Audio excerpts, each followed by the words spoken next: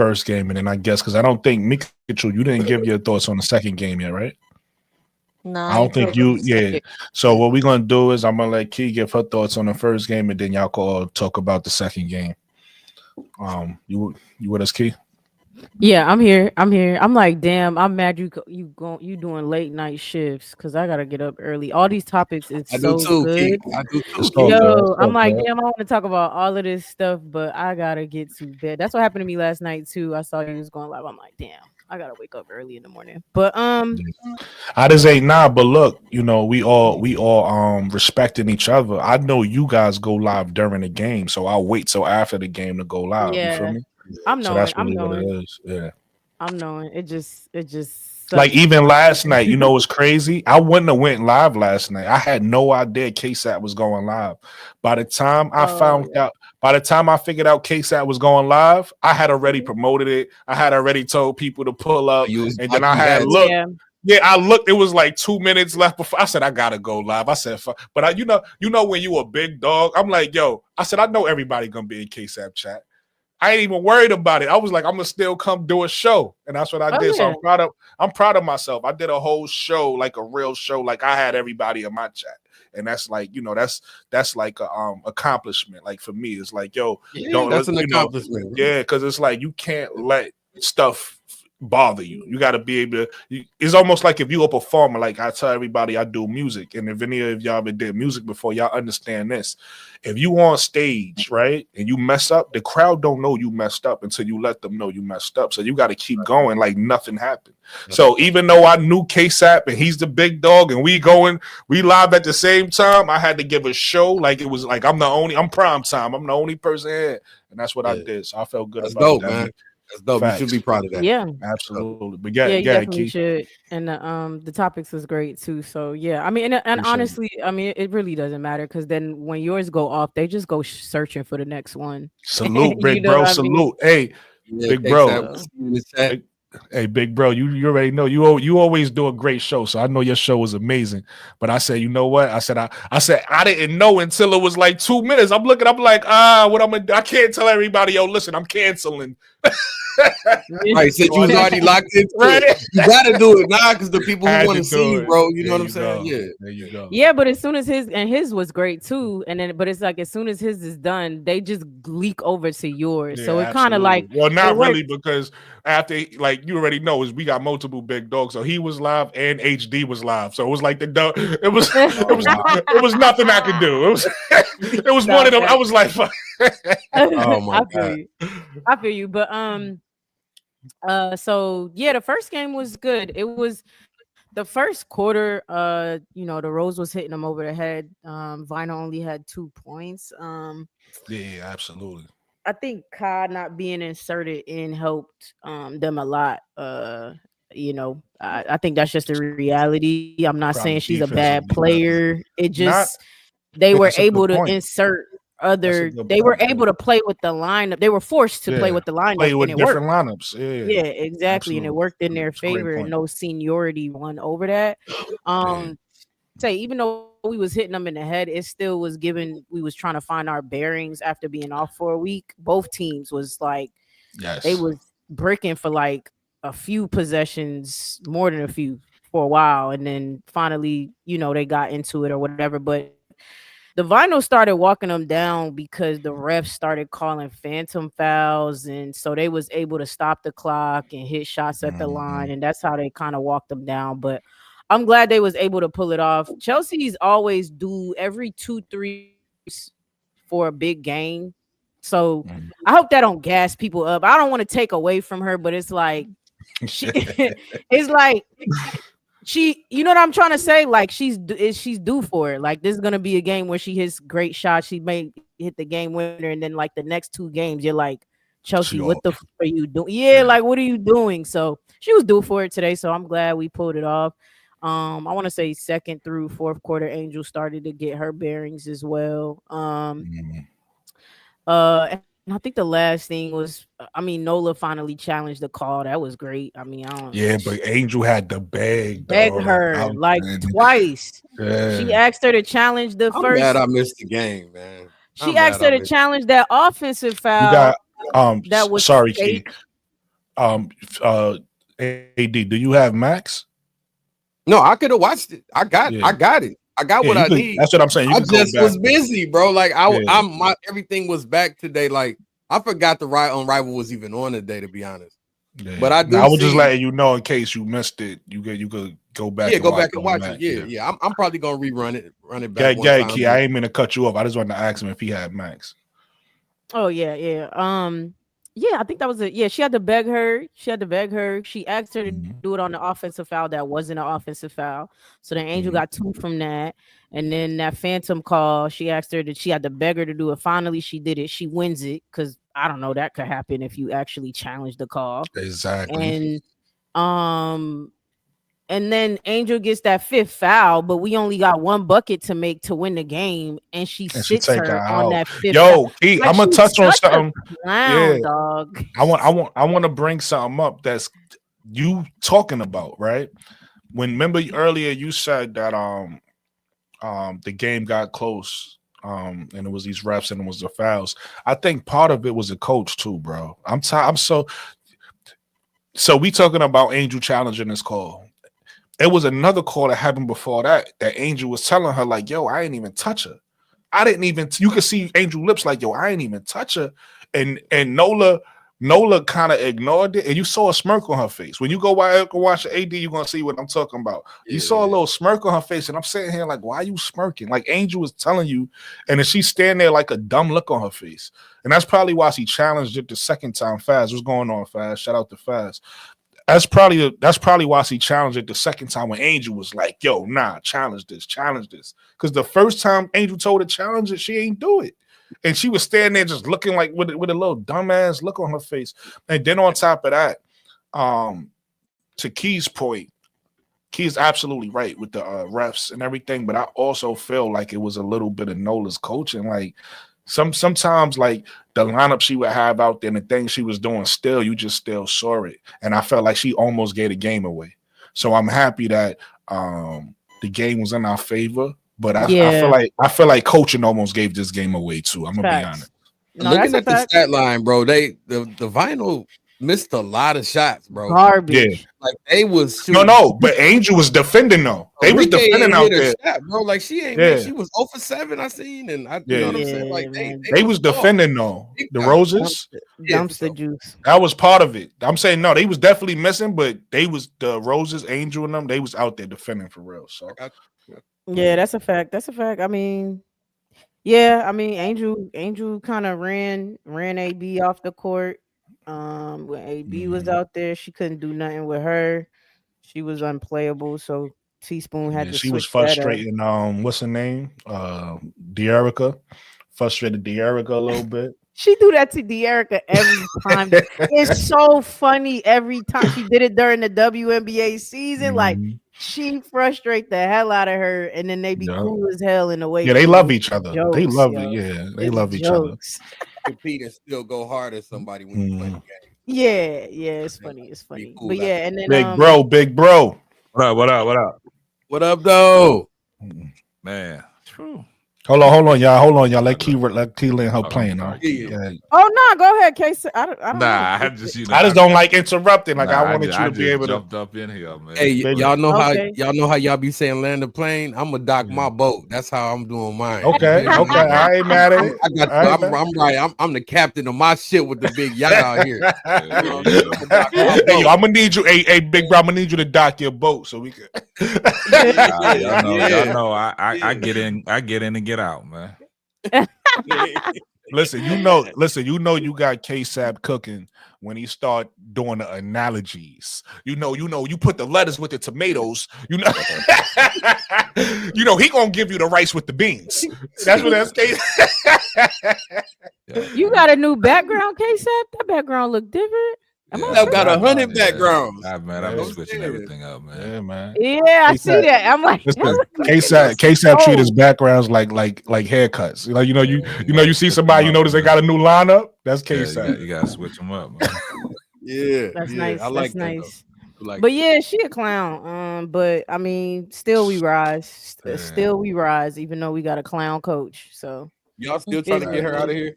What y'all talking about, Nola? I mean, we dealing with it at this point. Yes.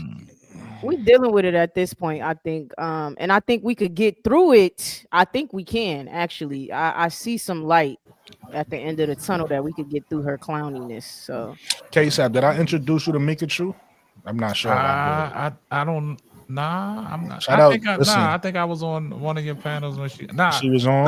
Nah. Go ahead. Reintroduce herself. Listen, Mikachu, this the big bro right here. Mikachu, for everybody, some of y'all already know, some of y'all don't know. She's a huge Liberty fan. I think you did meet her before. She might have even been on your panel, if I'm not mistaken. I don't think she never came up on my panel. Okay. So I just wanted to make sure I make that introduction. You know, Mikachu in these YouTube streets. This is the guy who you know, he got a stranglehold on a WNBA. Nah, that ain't me. That's y'all. I'm following y'all, man. Y'all the ones be got big bro Claude in here and then on Mikachu's side, you know, Mikachu is very knowledgeable. You know what I mean? She's been following the WNBA since the beginning. You know what I mean? So she educates me on a lot of these things. Mm-hmm. What's up, y'all? What up, though? And like bro Claude say, she from the crib. You know what I'm saying? Yes, you from New York? You from New York? Brooklyn all day. Oh, you from Brooklyn? Okay. All day. I got the accent. I like. I heard it. You from the 718? The 718? Kanoasi. Oh, okay. I don't know nothing about that. In other words, that was her way of saying yes. Okay. That was yes. It's just that in Brooklyn we real specific. Like y'all specific in New York, period, man. Yeah. Every borough. Oh my God. That's what she did. Y'all don't even realize she literally, like, of course you're not gonna know. That's like you trying to tell me the specific part of Detroit. She just basically told y'all the specific part West, of Brooklyn. East, Southwest. She like, it's only a couple areas, north end. You know what I'm saying? You ain't got too many. It's either east or west. You got the miles. You know what I mean? Yeah, I mean, yes. Got the miles. Yeah. She over there in them boroughs. Right. AD, what up, boy? What up? What's happening? Hey, he fell asleep on us the other night, man. Hey, hope you simulcasting, right, AD? I am. Bet. I'm never gonna make that mistake again. I promise you. Yeah, AD, I was trying to work on your thing on the way home, man, but I got your Canva. You limited in Canva, man. I know, because I didn't. You know, my money's a little limited. My money limited. Nah. Do that. Do the 30-day trial real quick. I have not bust that off yet, so I can't do that. You want to pull up Sister Noble is on you. Because it wouldn't let me all the ones that got the watermarks on it. It wouldn't let me download it. You know what I'm saying? To save it for your template. But I got you. I'm working on it. All right, go ahead. I mean it. Hey, Sap, real quick. My bad. Nah, you good. You got full permission to go ahead and hit the free trial. Go ahead. Okay. You know well, I go ahead and hit that free trial so I can get one of them. Okay. Is that ADP? Yeah, she lost her okay, I see her. But I see her with the low glam. Okay, I see you ADP. Yeah. What's going on, Keisha? We got a full panel tonight, huh? What's going on with y'all? What's happening? So listen, for the new people who joined, if y'all want, is up to y'all. If y'all want to touch on where we talking about on Rival, and what we did was we talked about the first game, and then we'll get into the second game. So for the new people that joined, if y'all want to talk about the Roses versus the Vinyl, somebody just popped up. I got you in a second. Whoever that is, I gotta do it from my phone. Y'all can definitely give y'all thoughts on that. Then we'll move on to the Laces versus the Phantom. All I know is Coach Nola had them scalp braids in the night. Did y'all peep it? Those I scalp ain't see the braids? game. Yeah, no, I ain't see it. Okay. I ain't see it either. You didn't see it over Nah. there. I just caught a little bit what y'all was talking about on your stream when I was coming home, but I ain't even see the games. Who won? Rose won against who did? God damn it!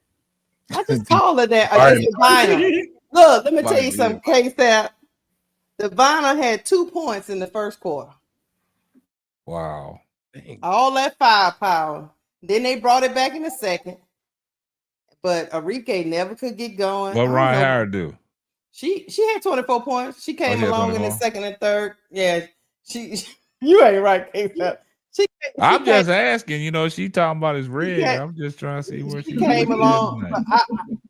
I just don't know, man. I don't know what's going on.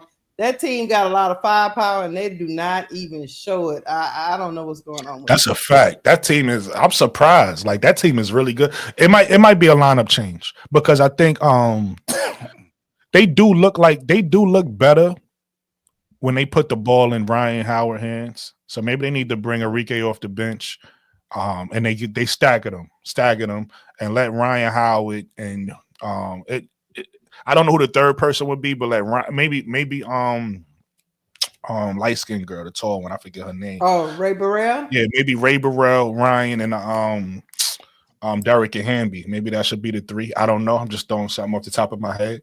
Right. But but the lineup, that's not working. It's just not working. And they got, like you said, they got fire. They got a solid. They got pause no home. They got size, right? They got a solid team with size. It look like they should be solid defensively. It look like they should have offensive punch. You know what I'm saying? But it's just not.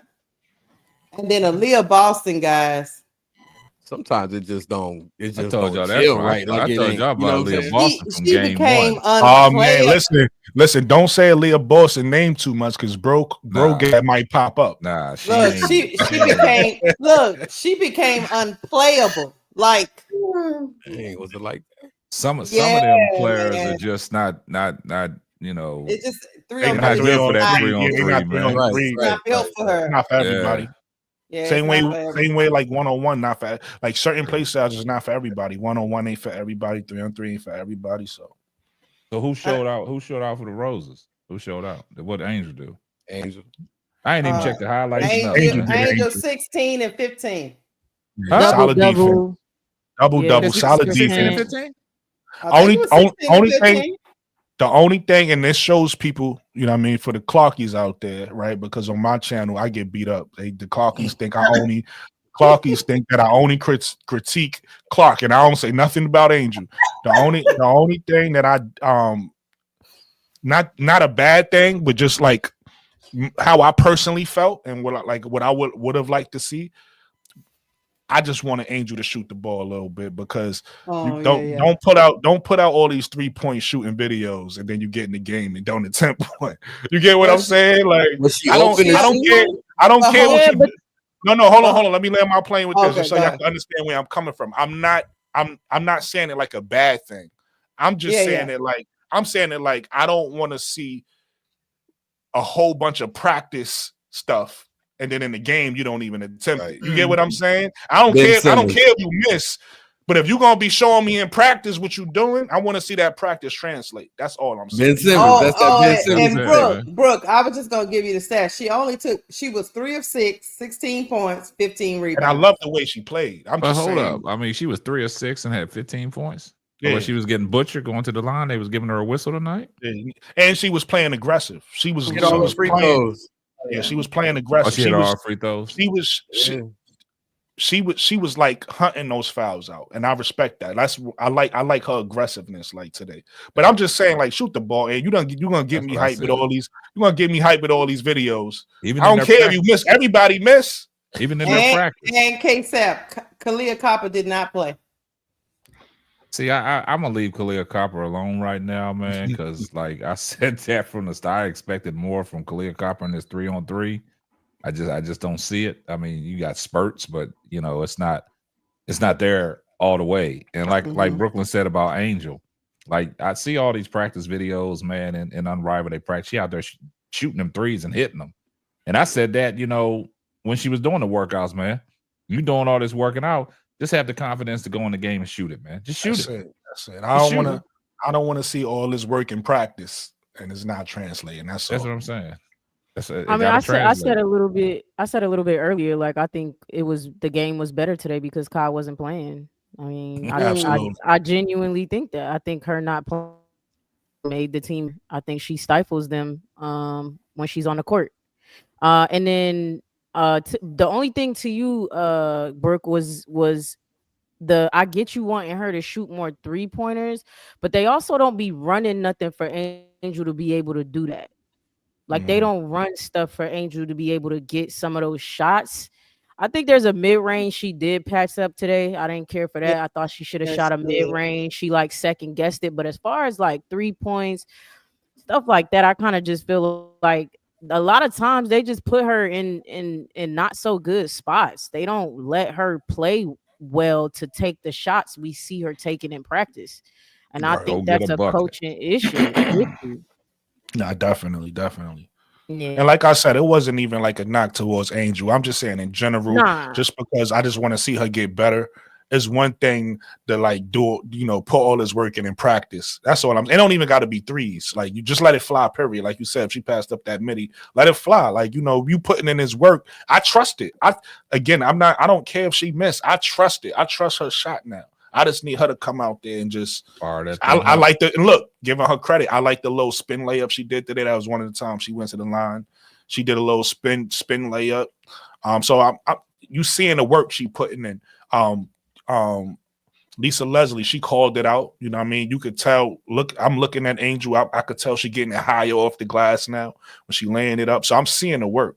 So that's all I'm saying. Like the stuff that you're working on, I just want to see it. So one of the things I wanted to see more was just her shoot the ball a little bit. That's all. You can't make a shot you don't take. That's it. Right. Yeah. Hey, totally agree with that, man. You gotta go out there and let it fly, man. Let it rip, man. Because I tell you one thing, I see some highlights. That damn Chelsea Gray was letting that thing rip. Yeah, she don't mind letting it rip. But she letting it rip, boy. Yeah, she was shooting. Oh shit, she just hit the game winner. Yeah, Grandma and them knock knees are still effective, man. And then look at her. She flexed on him at the okay. I was just catching the highlights, y'all. That's all. I ain't see it. So no, but you want to chime in? I don't know if you saw the games, anything. I mean, I followed, the games, but I didn't actually watch it. But I followed the games on Keisha's channel as well as Showtime's channel. But let me tell you, Angel Reese, at least she took a chance in taking more shots tonight. Facts. Because normally she looks timid when she takes the shots. I noticed that. Like, have y'all noticed how sometimes when she's taking shots, she look like she doesn't want to take the shots? Like she looks very nervous taking that shot. Like she didn't have a lot of confidence in her shots. But tonight, it was the reverse. She had a little bit more confidence. And that's why she took more shots tonight. That's just my opinion. Yeah. What do you guys think? I think if I could touch on what you're saying, I agree with you, because what I'm excited about, the point I'm excited for Angel to get to is where she was at in college, right? Where Angel was at in college, when you could tell Angel was comfortable, and you could see, I see flashes of it like throughout certain games. Definitely that game when they was playing the Laces and she was going back and forth with Tiffany Hayes and stuff like that. When Angel start to like talk shit to her opponent, when she start to, she ain't do it yet in the pros, but when she start dancing out there on the floor and start doing all this, that's when you could tell Angel was comfortable. So I'm excited to see her get to that part in the pros. She ain't get there yet, but I think right now, and I'm gonna be honest with you, I get what she's doing, but I'm kind of over it right now because I want to see Angel be Angel, and I know what she's capable of. Right now, what she's doing is she's trying to be a young player and be a sponge, and I get that. Like you're trying to soak everything up, you're trying to get better, but at the same time, at some point, Angel just need to say, and she done it in certain games. You see in certain games where she just like, I'm taking, like he said, they not running plays for her. But in certain games, you see, I'll say, I'm taking this shot. I'm doing this. Even in this game a little bit, right? At some point, she was like, I'm gonna just be more aggressive. And I think if she stops so much looking up to the vets so much and just be Angel, she'll have a much better game. But right now, she trying to, and I get it, she's trying to get better and she's trying to be a sponge to everybody. I think she should pick and choose who she a sponge to, right? Somebody like Lisa Leslie is where you be a sponge at, right? This is a champion. This is somebody who is your size. She could teach you the game her size, but you don't have to be a sponge to everybody, all these vets. And I think that's her thing. Her thing is to like learn from everybody. And so I think that's kind of holding her back a little bit, and that's all young players. They're gonna, you're gonna figure out, you're gonna get your bearings where you start to look at your these people like your peers instead of like the people that was there before you. So it's gonna come in, and when it comes, pause. But so that's my only thing. Well, so I agree with you. I feel like sometimes she's in her head a little bit, but I think it's more so. I don't think she's in her head. Because Angel accomplished a lot in her career, right? So I don't think she's in her head because of what she can't do. I think she's in her head more because she feel like I have to learn. I want to learn from these vets. I want to learn from these people. And she's thinking like that. That's my opinion. But at least she's willing to learn from the vets. Yeah, that's a fact. There's a lot of rookies are not that willing to learn from vets. Man, hold on for 1 second, man. Y'all serious about Chelsea Gray that went to the bathroom? Mikachu. Alicia Proctor said, "Hey, Mikachu." No, K-Sap. There was a point during that game that Chelsea Gray was not on the bench, and people was in my chat like, "Why Chelsea Gray didn't come out after the halftime?" And I was like, "Yeah, I don't know where Chelsea Gray is." And she was gone for a while, and then we seen her running from the back, and we was like, "Chelsea Gray just come up from." Oh, she was in the bathroom. Hey, y'all crazy. She said it was a little tenderness. She said it was some tenderness and soreness, whatever you want to take. I'm gonna leave that alone, man. They say Chelsea Gray was in the bathroom. Real quick though, man. Your moderators, Brooke, tell them to drop AD's on Fast Break channel in the link, man, so they can go. Listen. Y'all heard the big bro. Y'all heard him. I don't even gotta tell them. I don't even gotta tell y'all. Y'all heard him. Yeah. Enough said. Drop his link in the chat, man. Let's get him on the hood. Let's get him on the train. Thank you very much. Fast break, but somebody, one of the moderators will drop it. Yeah, they're gonna drop it. Brooklyn got moderators. And then the other game, which was the Phantom versus the Relief Squad, and the Phantom is still the Relief Squad. I told y'all the Phantom was Lady Hamilton. Lady Hamilton. That's why I love. Look, Lady Hamilton. Lady Hamilton. Bucket B. I bet that. I like her defense. I like her defense.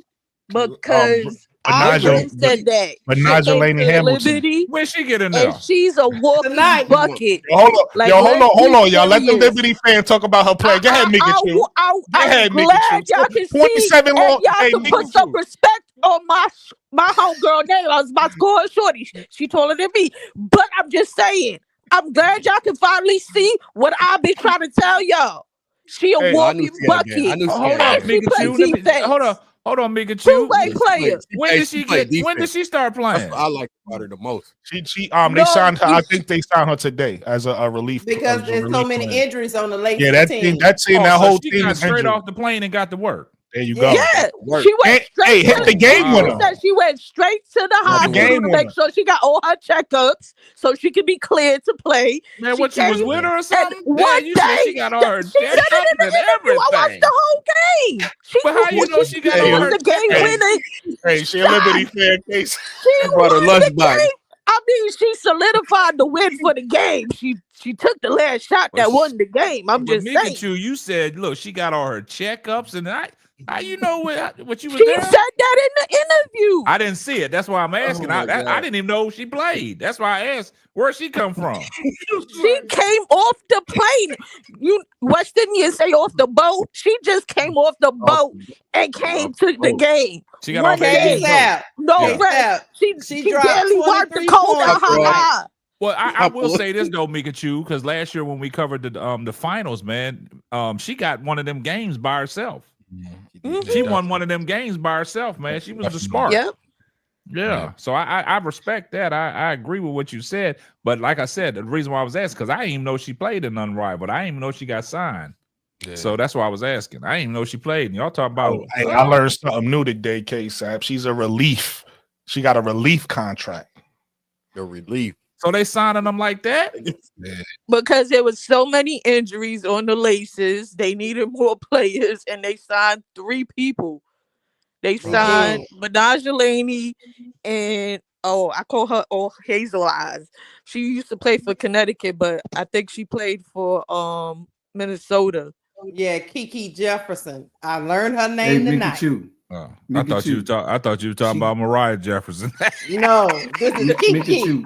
She was actually in Spain, and she rolled the plane on over for on Ralph. Mm-hmm. Hey Jonathan, man. Hey Jonathan, drop 80's link. Yeah, I was about to say, did anybody do it? What's going on, moderators? Don't make me take your wrench away. Yeah, you feel me? The OG gave an order. OG gave an order. Don't make me take no wrenches away. Yeah. All I got to say is, y'all, look. All I got to say is, Lainey Hamilton said in her interview that she got off the plane. They called her the day before. 2 days ago, she got off the plane yesterday, went to the hospital to get her checkup, and she got cleared this morning. And she got on there, she went and picked the tightest outfit, the skin tightest. That's a swag. Stop it. Stop it. That's a swag. Stop it. Wait, hold on. Can I land my plane? Hold on. She got the tightest, nice laces fit for me to be able to see my lady Hamilton run up and down the court. So I'm just saying, I'm so glad that Lady Hamilton is a laces. That's all I'm saying. She's one of my favorite. Relax. She there. Mary, stop it. I'm just saying. Just eye candy right now. Hey, look, I'm going to just tell y'all, she got flavor, and I appreciate it. Listen. I appreciate you appreciating it, because I've been screaming her name from the hilltops. Fun fact, I believe, but I appreciate it. Really quick, now I want you to keep going, bro. I believe, if I'm not mistaken, if I heard her say it correctly, I think her and Rakia might be related. They best friends. She said no, she said that Jackson. Yeah, I think they're related. Or they something. I think they related. I think they cousins or some shit. Her and Kyle is best friends from Philly. Yeah, because they played on the same college team. So she said Kyle didn't even know she was there until she came. Yeah, but now I'm not even talking about something from today. She said this during the playoffs, around the playoff time, that her and Rakia. So y'all ain't know that. So hey, Shirley, I'm just fun fact, bro. Hey, Shirley, I'm a man. I'm a man's man, Shirley, and I love women's sports, and I sure do like. Listen, you heard what Angel Reese said. Angel Reese said this is the baddies era. This for the baddies. What they used to do back in the day, put them jogging suits on and all that other stuff. No, Angel Reese made it clear. So y'all that want to, I mean, I ain't got no problem with y'all wanting to put hoodies on sometimes and big baggy pants. But Angel Reese said it's the baddies era, and we all gonna appreciate what Angel. I showed appreciate. I'm gonna appreciate it. Claude, I'm with you. I'm with you. Because bro, Claude, what I told you to go back to your corner. Go back. Yeah, he on to something because the way I had my silk press, and then I sweated it all out and looking like who shot John after a basketball game. I'm appreciating all that I'm seeing on the court right now. They got long hair, long eyelashes. They got their fingernails done. Yeah. I'm like, bro, I played ball one time in the hood with my homeboy and chipped 2 nails that I just got done at the nail salon. I was tight. Yes, ma'am. I hear you tight. So I'm just saying I appreciate it. You know what I mean? They got their toenails done. Man, y'all better bun it up like Juju. Yeah. Hey, Juju put it the bun in. Juju put or like my man AD say, like my man AD, if it's not the bun, it's the 2 braids. This is two braids.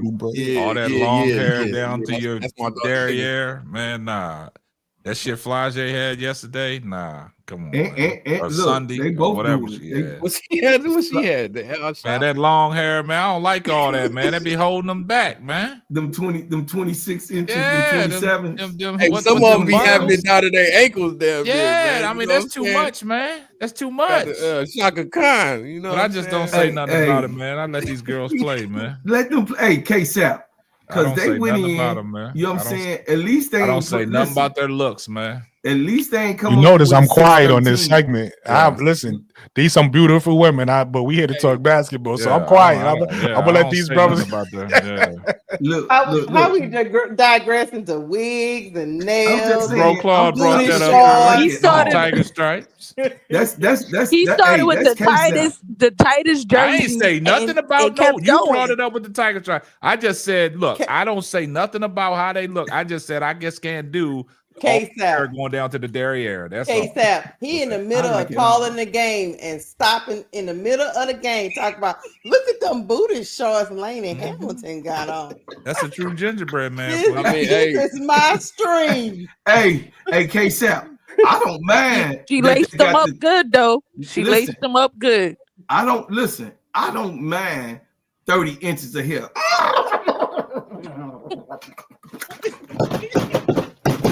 I don't mind it.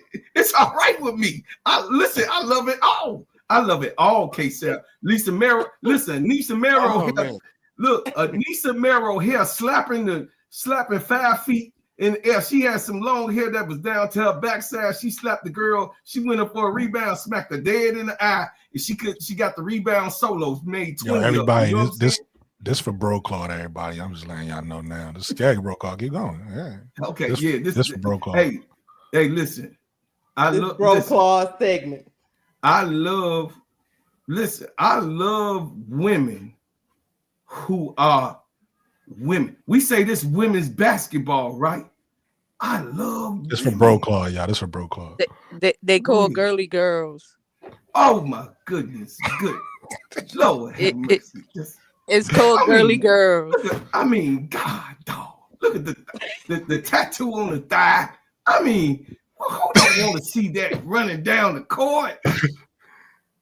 And then looking good and being Debo. You feel? Oh Lord Jesus, that's what I'm saying.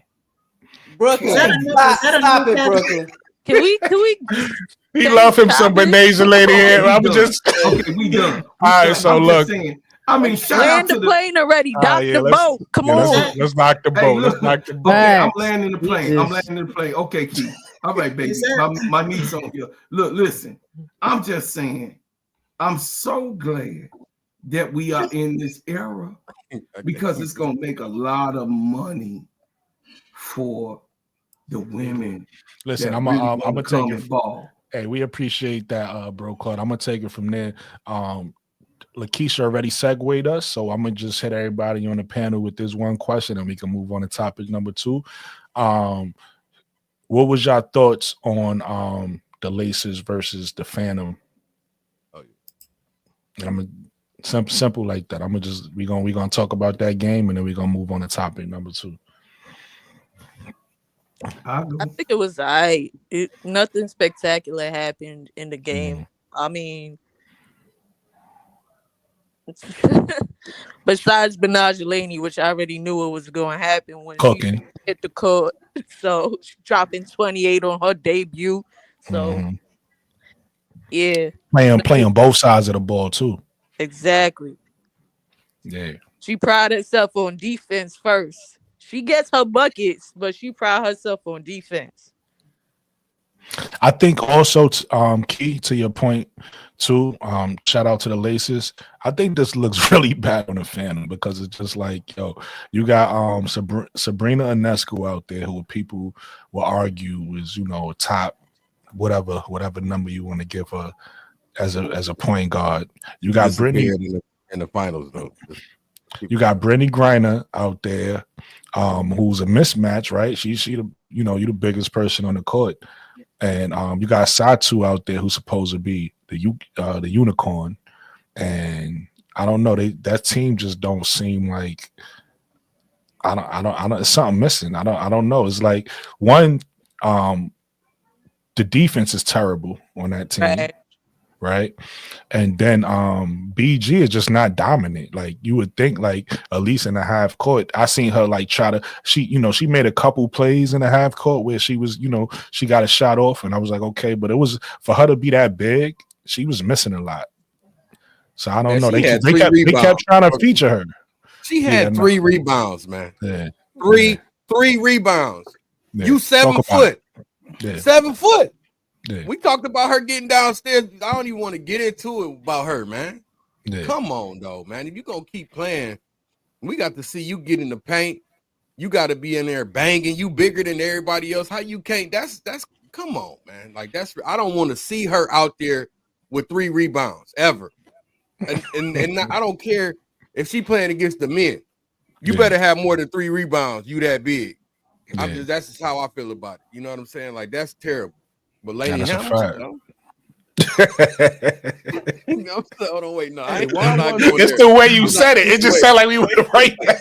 Yeah, my bad. Why wasn't Angel in the game down the stretch? I ain't gonna. You know what I'm saying? Because the coaching. No, she didn't. The coach sat her ass like she just sat her down, bro. Like, yeah, she's an idiot. For 1 point. She got a foul, and then the coach took out. You know. But the game was over at that point. Yeah, she's an idiot. You know how Nola do. It was one point away. You know how it is when you're playing trash. Idiot. Kelsey wasn't giving that ball up right there. She was taking that last shot. That's a fact. She was. Everybody in the arena knew she was about to take that shot. They just couldn't stop her. Kelsey is on the Sparks though. You meant Chelsea. Yeah, I mean, Chelsea. You had to. But I knew you had to. How Nola is. Every time the girl look, Angel Reese had to force her to challenge one of the fouls that clearly wasn't a foul. No. And then, like I said earlier to that point, Keisha, before that, it was something that happened, and she didn't challenge it. Angel kept saying, "I didn't touch her. No, I didn't touch her." But she let it go because Angel like, I'm gonna let it go. But it's whatever. It's just Nola. I don't know what to say. But getting back to AD, but Nigel went crazy. Yeah, she went crazy. Yeah, Lainey Hamilton. I like her game. I liked her game a long time ago. I have followed her for a while. Her defense to me stands out more than anything else. I think she is she's a top defender. If you give her the opportunity, she's gonna lock stuff up. Facts. And she has offense. She has offense. I don't think she's in a position where nobody gave her opportunity to where she can really shine for real. Like she gets limited time. You know what I'm saying? Facts. And then you got in that school, you got Stewart kind of taking over, and the ball is in their hands, and they supposed to be taking the shots, but she can do just as much as they can. You know what I'm saying? So I'm not sure about her situation. Her situation right now, is she a free agent this year? Nah, is she able to sign, or she locked up? Yeah, I think she's still on the Liberty. She's still on the roster. Because I was wondering, if she was going to still be with the team or not, because she would be a big pickup for somebody. Facts. You know what I'm saying? She's like no. I know you don't want to see her leave. I hope she become a free agent when the shot get their team. You know what I'm saying? Because that's happening. That's happening. She'll probably go to Philly. She's a Philly girl. The shot, Philly get a team. She probably go down here. Yeah, they talking about Philly too. Yo, but really quick though, the piggyback of what you saying, AD, and to touch on a little bit of what K-Sab said earlier about 3-on-3 ain't for everybody. Yeah, I think Benaja Laney Hamilton is an example of how 3-on-3 can actually show people what they didn't know about you, because I don't think none of us was familiar with her game, because she's never put in that position to, hey, you get the, because besides you, obviously, but on that team she's on, it's so many options to give the ball to. You never give the ball to her, right? But she's showing you right here in this format that no, I got a little, and I could get to my shot, and I could, like that's something that I wouldn't have. If this was 5-on-5 and they was matched up with somebody, I wouldn't have been like, yo, draw the play up for Benaja. Like I would have never said that. She's had her moments, but in the W where she shined, bro. Like she's had some moments for real. But with Benaja Laney's game, if plan A, B, and C falls apart, she's the one that's gonna get the bucket. Yeah. No, that's a she's fact. Definitely gonna grab the rebound and go up shorty chest, or she gonna get the block and then push it up the court and score the bucket. That's how she plays. No, that's a fact. Definitely. So you don't gotta draw up a play for her. She gonna create her own joint. Yeah. Sorry, I was gonna say shit. You could say shit over here. You good? But I agree with that 1000%. But my point too, I'm just saying this format shows that she can do that, right? Like this format exposes you, right? This format 3-on-3, 1-on-1, it shows a lot what a lot of people can't do, and in her case, it shows more of what she can do, right? It opens the floor for her. Her stock went up. Yeah, definitely. With that said, if anybody else one game right there. Yeah, one game. I mean, she got it made me respect her game a little bit more. Like I already respected her game. Don't get it twisted. I already liked her game, but it made me look at her like, okay, I see you. The same. I'm gonna be honest with you. The same thing with Chelsea Gray. I know. I know. Key was saying earlier that she be hot and cold off and on. But she's showing she got killer instinct though, right? Like Chelsea Gray, she's showing like, yo, even though I'm the point guard and people know me for the passing, if I gotta take this thing over, I'm gonna take this thing over. Mm-hmm. You get what I'm saying? Showing her offensive skills. Yeah. She get a shot anytime she needs. Now that's a fact. Yeah, she can. She can get her own shot. Mm-hmm. Definitely a fact. So moving on to topic number 2, though. Obviously we all know about the Mabry situation. Money Mabry, man. Money Mabry. To give a little backstory for the people who might not know, that might be watching this. Money Mabry, Marina Mabry, was a member of the Chicago Sky. Wow. And she wanted out because she felt like she wanted to play for a veteran team and she wanted a chance to win, right? And then she get what she asked for. She gets traded to the Connecticut Sun. They go to the playoffs, they lose, and now everybody leaves the team in free agency, and now she's asking out again. So now this is becoming a common theme with her, which is nothing wrong with wanting to play for a contender, but at the same time, you signed the contract, right? You signed the contract and you in the contract for the team you play for. So, the report came out recently that the Connecticut Sun denied her trade request, and she's a little upset with that. She's probably going to try to force her way out via the media or whatever the case may be. But I feel like this just makes her look bad, right? You got to be careful with how you operate as a professional. This is not the change subjects, but this is what I was talking about, like with the rookies coming in, right? It's one thing to not to want to play someplace, but it's a whole nother thing to try to manipulate your way out of going someplace. Like it's gonna make you look away. You get what I'm saying? So right now, I think with Marina's actions, it's gonna make her start looking away. And shout out to Geneva, because I watched Geneva's video on it earlier, and she was she brought up something interesting, and she basically told us, she was like, yo, listen, Marina, you got to be a leader. You know what I mean? This is showing that, this is showing that you lack leadership qualities, that you want to leave every place you go and you can't stay someplace and build something. So, it's time for Marina to this is what you asked for. You can't control the people leaving in free agency. You asked to be put on this team. Now you gotta, you gotta deal with what you asked for. But what you guys' thoughts on Marina and the reputation that she's starting to build for herself? She moving a little funny in these streets. Facts. I mean, I just don't understand, man. Like, I don't know the whole situation on what she requested to get out last year with the Chicago Sky. I don't know how that went down. I don't know how them talks came about. I don't know what even made them move her, because as much as we can say she moving weird, but she was an integral part last year of Chicago, right? She was the only one that was really hitting them threes, man. She was the stretch. She was the one that was, because she was taking like 6 a game. Really quick, to your point, K-Sap, not only was she the only one doing that, she was also our best playmaker. Yeah, too. That's what I'm saying. I was mad they traded her. Yeah, but it's kind of funny. I don't mean to go back off topic, but I'll get back to it. Mm-hmm. But what she was doing for Chicago, you got to understand, she was taking like 6 threes a game. The next person closest to her, I think, was Kennedy Carter taking 2, right? Mm-hmm. So, you get rid of that, right? So your best 3-point shooter, you get rid of that. Now best playmaker. Best playmaker. Now you go to Connecticut. You came off the bench. You found yourself a solid role because you was coming off the bench getting buckets. Mm-hmm. You went to the playoffs, and then all of a sudden the grass ain't so green on the other side. There you go.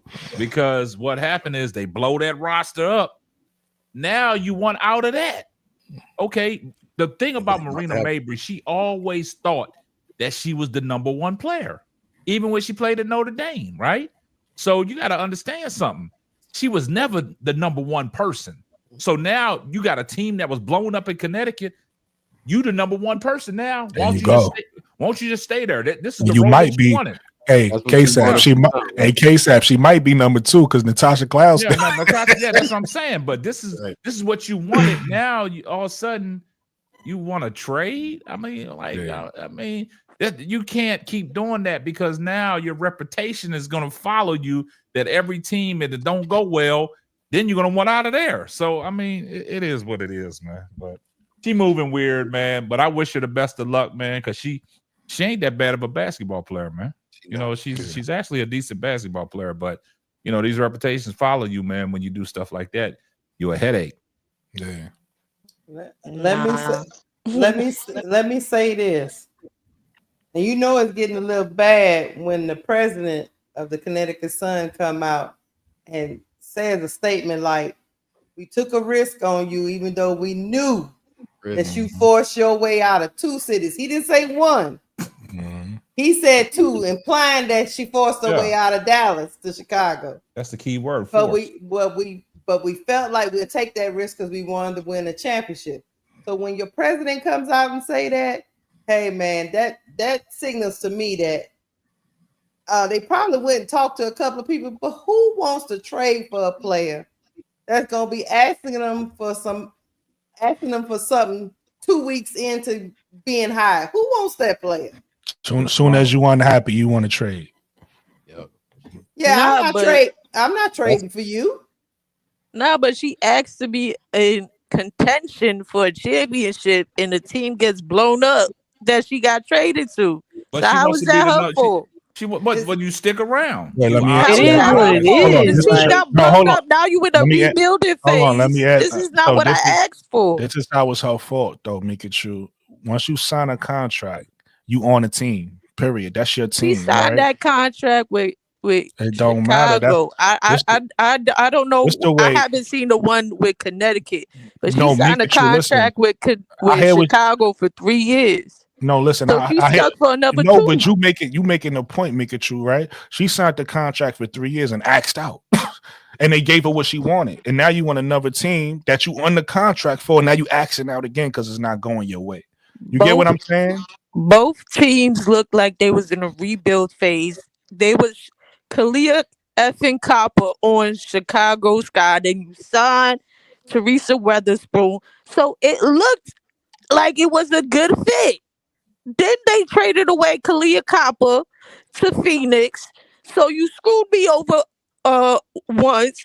I get screwed over again because the whole store and 5 left. Connecticut. For trades, so like how is that my fault that you screwed me over twice? The league has screwed her over twice. Wait. Let me ask you one question. Let me ask one question. So Mika, and then y'all can ask whatever y'all want. I'm just curious. Yeah, I just so have Mikachu, you telling me that this applies to everybody in the league, so that once you feel like your team ain't able to win, you could just you feel like everybody should just start acting out. What? I let it be known up front. Hold on. Answer my question first, though, and then I want to hear what you got to say. I'm asking you about players in the league now in general, not just Mabrey. I'm saying, do you feel like once a team is not able to win, period, that players should just start axing out their team and get traded because their team is not able to win it this year? You feel like everybody should just start doing that? That's been done since. You're not answering the question. I'm not. I'm saying, do you think players should start doing that? I think that's been done before, so I don't see anything wrong. I dock my boat. I dock my. I boat. got one question for Mika. If I'm asking, if I'm asking for, but y'all ain't let me finish. I'm asking for this specific thing. You give it to me, and then the shit get blown up. I can ask again because I have that right. But she signed a 3-year contract, so she's stuck for 2 years. So no, she's stuck till the end of this year. Oh, she this only year? has 1 yes. When the CBA blows up, let's suck it the fuck up. She's that's exactly Mikachu. You're right. No, but that's the point that I said I was unclear because maybe she got 2 years, so that's why she's talking like let me out this contract.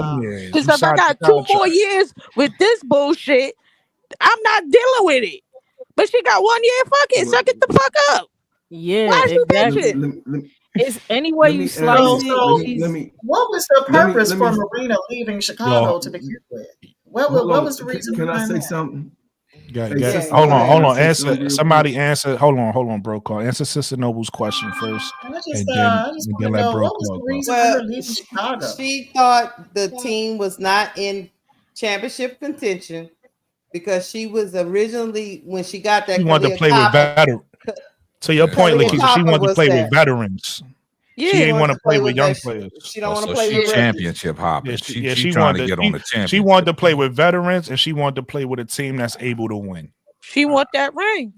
She want a ring. So she left Chicago to go do it with Connecticut, and now free agency happened, and everybody left the right way, and now she's forcing her way out again. That's why so it makes her look weird because it's like, how many times you gonna do this? At some point, you gotta just suck it up, like Pikachu just said, and just say, I tried.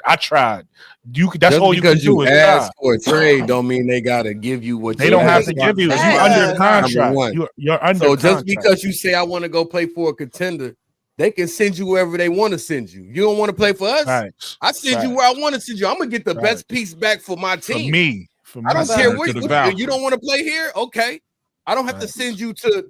And then what? But here's a funny thing, AD. To your point, they send her to like KSAP said, a team like the Valkyrie. She gonna go there and complain. Now she gonna be like, I want out of here too. But so she gonna just be wanting out of everywhere. but that's the thing. This is the one question I had. When Mikachu was giving her point, it's like after Lakeisha bro Claude, you go. Okay, like where do I trade you? Do I trade you to the New York Liberty that don't want you? That's in playoff. That's in title contention. Do I trade you to the Lynx who don't want you? Where do I trade you? What team that's in contention that want Marina Maven? Mikachu, New York Liberty ain't taking her. So I'm Good stuck. Liberty ain't taking her. So I'm stuck as an organization. I got to tell you no because they don't have a team that want to make that trade. Hey, let me say this for you. Let me say this real quick, piggybacking off of Lakeisha, then I'm gonna let bro call glow. The funny thing is she's sitting here asking for all these trades, but you're not even a player. You a player with flaws, right? We just talked about the good things you do. You know, you shoot the three. First of all, you was inconsistent. And we being clear, but you shoot the three okay, and you play make okay, right? She was turning the ball over a lot too, her playmaking. You not athletic, you can't defend nobody. So you sitting here, you a player that's asking for all this, but you not even providing enough for a team, to Lakeisha's point, to make them feel confident that if we bring you here, it puts us over the edge to win a championship. But you asking to get on all these championship teams. Yeah, I land my plane with that. Yeah, bro card. But you gonna let bro card glow. That's what you said. I'll be stuttering my words sometimes. Nah, you didn't stutter. You just said you're gonna let bro card glow. If I said that, then pause myself. Go ahead, bro.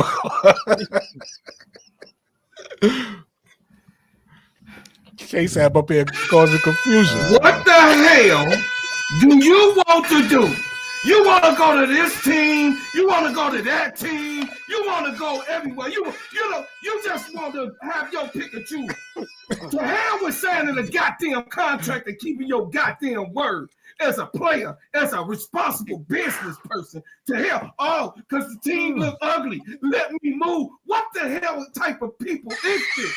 I mean, this is a new damn generation that's all messed up.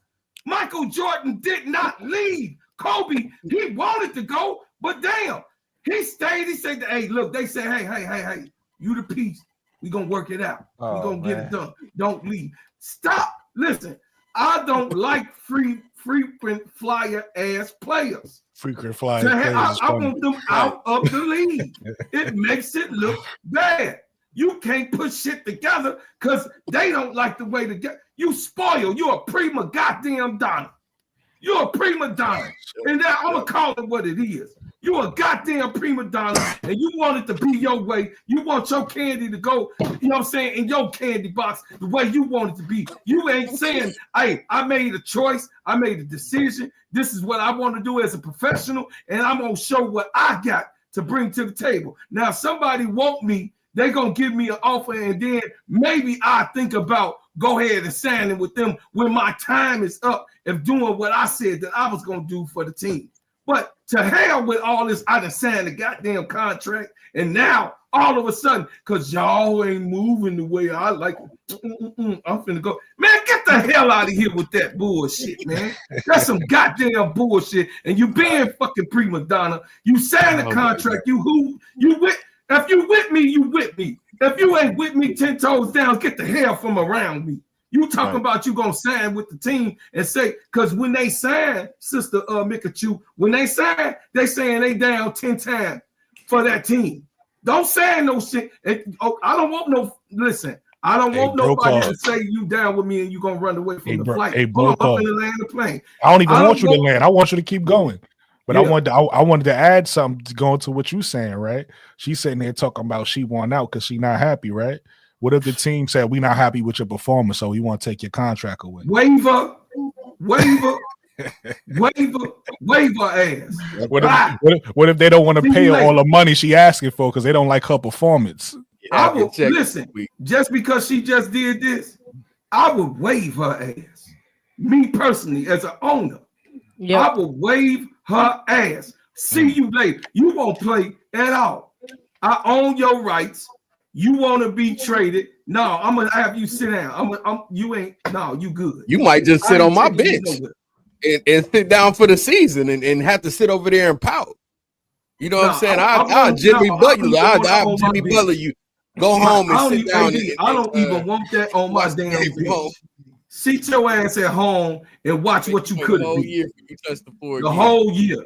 Sit your ass, you little crybaby ass woman. You crybaby ass man. That's what's wrong with the NBA. Crying. Y'all crying. That's why nobody want to watch them. You crying. You a fair weather. I don't like frequent flyer people. You with me today and you gone tomorrow because it don't look good. Yeah. No, I couldn't have got married for 30 years. Listen, I'm a man that's been married for 30 doggone years, goddammit. So a woman's supposed to leave me because my cash flow is low? What the hell type of shit is that?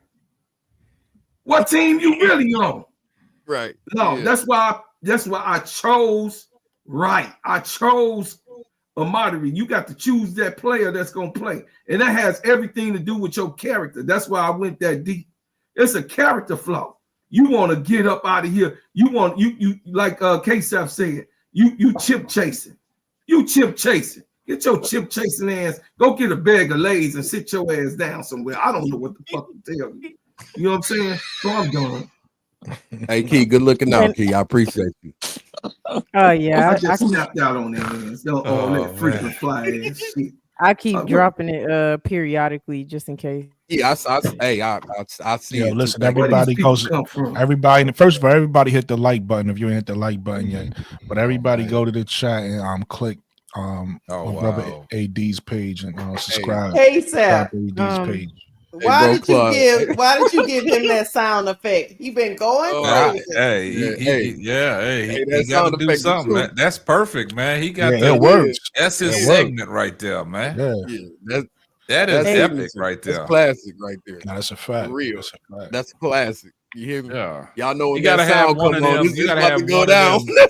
Yeah, you gotta have one of them each stream, man. That's a crash out. You get a time to crash out, man. All he need is the lights. Like I said, the lights need to be you going. gotta have a If he hit that button and them lights start going on, boy, you know how when Charles Barkley say guarantee and all them things come dropping down, bro, Clark, you gotta add something in there like that, bro. Gotta put them lights in there.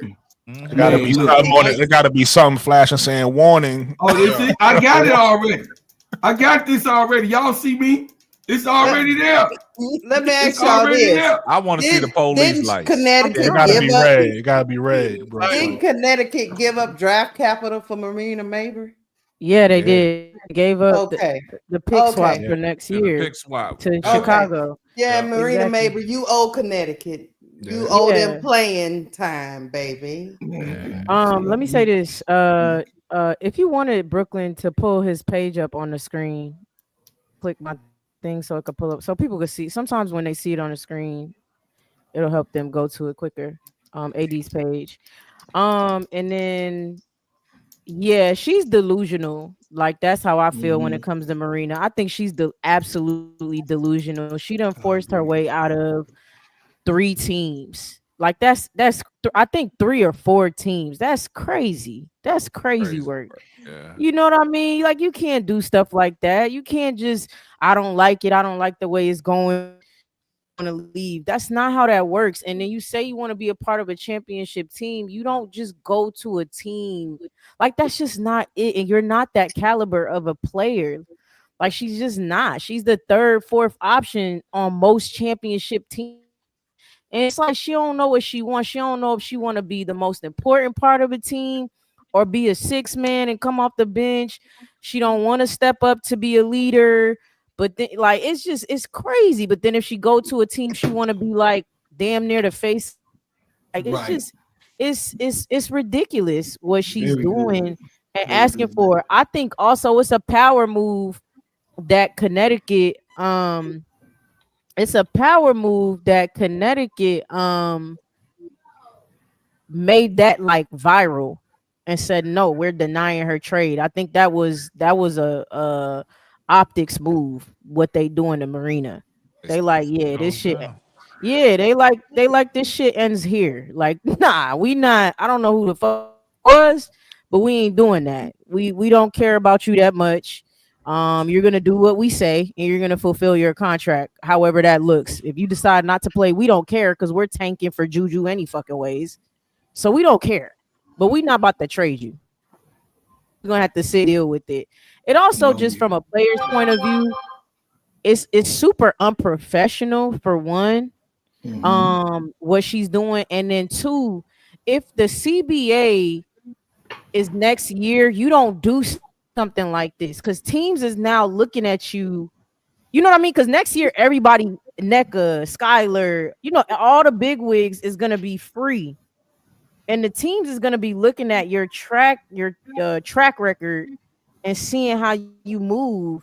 And they may not want to sign you with the CBA. You was better off just shutting up, dealing with it in Connecticut, just playing well. Y'all probably not going to do well, but you just play well. Go out there, get your buckets, do your thing. You play well, have a good season. And then in 2026, you go to whatever team you want. Now you kind of blemishing your own image, asking for this 3rd or 4th trade. I mean, it's just crazy. And you're not her. You're not her. To be doing that, you ain't know. You not know Asia. You had to put emphasis on that, huh? You not her. You not her. Like you're not a big wig. You're not in the tier 1 players of the league. You're not in that tier of player. You're just not. You're tier 3 at best. I really want to know what she thinks of herself. Facts. And then y'all, she probably not even that for real. Yeah, exactly. And then y'all like oh my God, there's one other thing I wanted to say. Then Enrique, because y'all know Enrique and her are best friends. So Enrique like, if they didn't the next season, if my team wouldn't let me out the contract or something, and it was like this dude shooting bricks or whatever. I thought that was interesting because they're best friends. So like quite literal. It's not a lie. They're best friends since college. And I'm like, it's crazy that she's put that because she asked for a trade before the Chicago Sky season started. People don't know that. They think she asked for one and got traded mid-season. No, she had been asked for one at the start of the season. Yes. Right before the season started. So when Enrique put that today, I'm like, interesting. Because we know how she was playing in some of them games or whatever, and it was given on purpose sometimes that she wasn't shooting well. So that was one part, and then the actual organization commented on her. Oh, I think you touched on that or whatever, but her agent responded. Marina Mabry's agent responded. I'm gonna read this and then I'm gonna land my plane. Mabry's agent Marcus Crenshaw said, in this current age of women's empowerment and support of the players, the Connecticut Sun threatened to force Marina Mabry to play for them after her trade is mind-boggling, Crenshaw said. Why would anyone try to force someone to play on their team when they don't want to be there? It's counterproductive in a ton of ways, and everyone we have spoken to is perplexed about how they are handling Marina after trading away Hall of Fame caliber players. The coach parted ways, no free agents returned, and they are doing all they can to try and force Marina to stay when she clearly doesn't want to be there. Interesting. I don't like how he's trying to use women empowerment in this situation. Like, that's not this. So I mean, I think it's crazy that her agent came out and said that. That's not the same thing. I'm all for players empowerment, women empowerment. They do not pay the players in this league enough for some of the shit. But the situation with Marina is just unprofessional, and that's just what it is. To be honest, people throw words around and they don't even know what it truly means. Like, you have certain people talking about wokeism and stuff like that when you don't even know what it means. Women empowerment, please. He lost me once he said that. I'm like, bro, you trying to play this stupid Trump card because you can't play a race card because she white. And now you trying to play, oh, they trying to force her to be in a situation. Boo, you signed a contract, B. Yeah. That's why I had to look it up first. I'm like, oh, maybe she signed like a 2-year because Natasha Cloud signed a 2-year with Phoenix when she left Washington because she thought Phoenix was going to be her farewell tour and, rebuild with them. But she left. I mean, she got traded to Connecticut. Now, she ain't say not one word. She got shafted. But you asked to be with a contender and they gave you somebody that was possible. Everybody knew Connecticut Sun was like the bridesmaid of championships for a while. So it was possible that you might win a championship, but nobody's guaranteeing that. You signed a 3-year contract.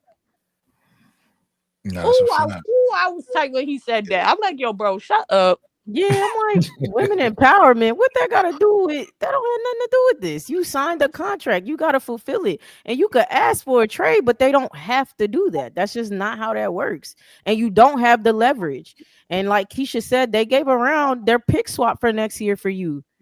They could have kept that. Yo, really quick. Everybody in the chat, I'm gonna say it once again. Make sure you hit the like button first of all, but also make sure you go in the chat and click my brother AD's YouTube page and subscribe. Please subscribe. Pretty please subscribe. No, but for real, y'all, look out for your boy, man. I got a lot of content coming.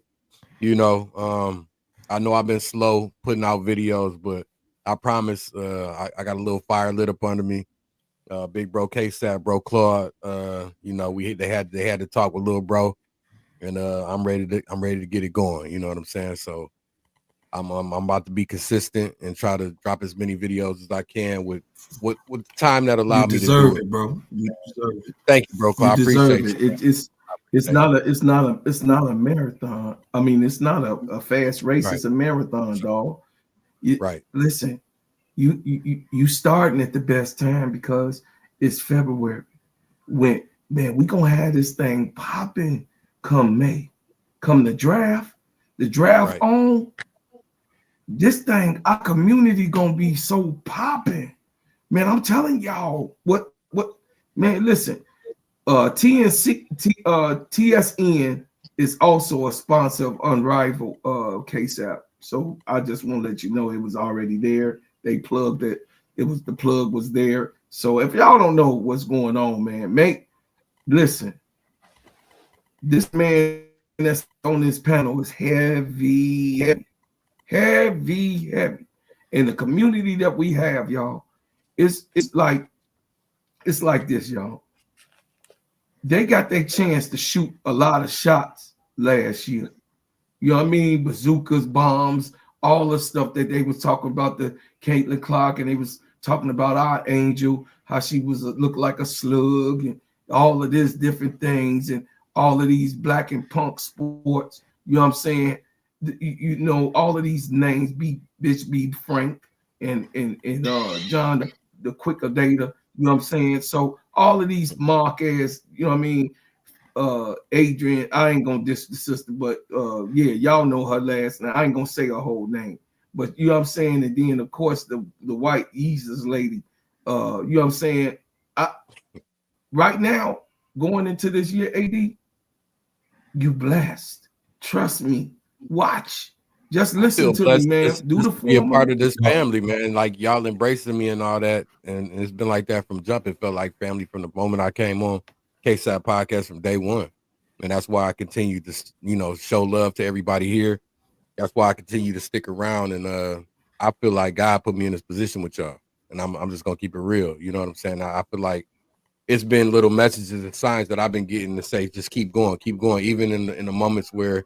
Obviously, I had a moment where I felt like maybe this wasn't gonna be for me because I had too much going on. But this is what I love to do, man.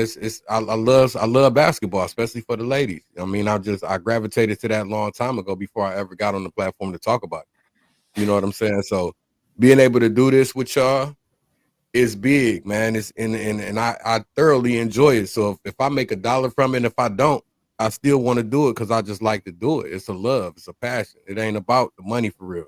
Nah, you know what I'm saying? It's about the money. I hope so. Don't get it twisted. I'm not saying I don't want that because I would love that. You know, that's a bonus. That's why I need y'all. We all gonna eat. We all gonna be eating real good here soon. Just trust me. For sure. But KSAP making the gumbo, so he just got this shortness about him because he know he's got it. We ain't even smelt it yet. We don't even, but he got it, so he just so confident. Y'all about the aroma's about to. He said he don't know if it's good yet or not. No, I ain't saying that. I'm saying he's just so confident because he's the one making it, so he just.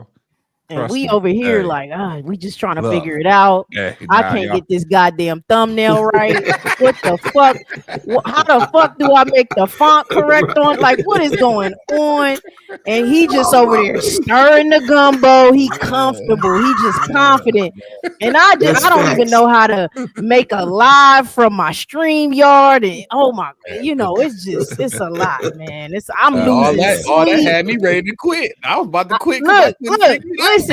Listen, AD, I'm falling asleep and my alarm going off, and I gotta get up for work. What is going on? What's going on? Listen. Let's get back to the topic. Hey, yo, bro, Claude, this your fault.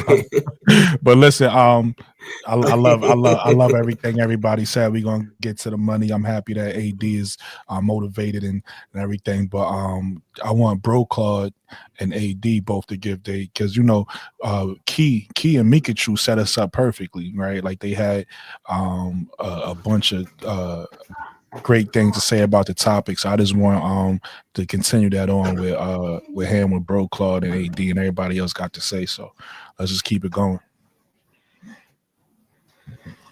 Go ahead, AD. My bad. I'm just gonna end and say please subscribe. You know what I'm saying? That's all I can say. I just want to keep the topic going on what we was talking about. You know what I'm saying? Like I said, it's a blessing and a pleasure to share the panel with y'all, and that's every time I'm on here. I feel that way. You know what I'm saying? You got any thoughts on the Mabry's reputation or nah? Yeah, I got some thoughts on it. Get it together. Shit. I ain't feeling it. I don't like it. I don't like that you running every time you get an opportunity, somebody taking a chance on you. You want to go play for a contender. I get that. Everybody do. Do everybody get an Yeah. opportunity to do it? No. So when you ask for it and you get it, you better be blessed with that opportunity and make the best out of it.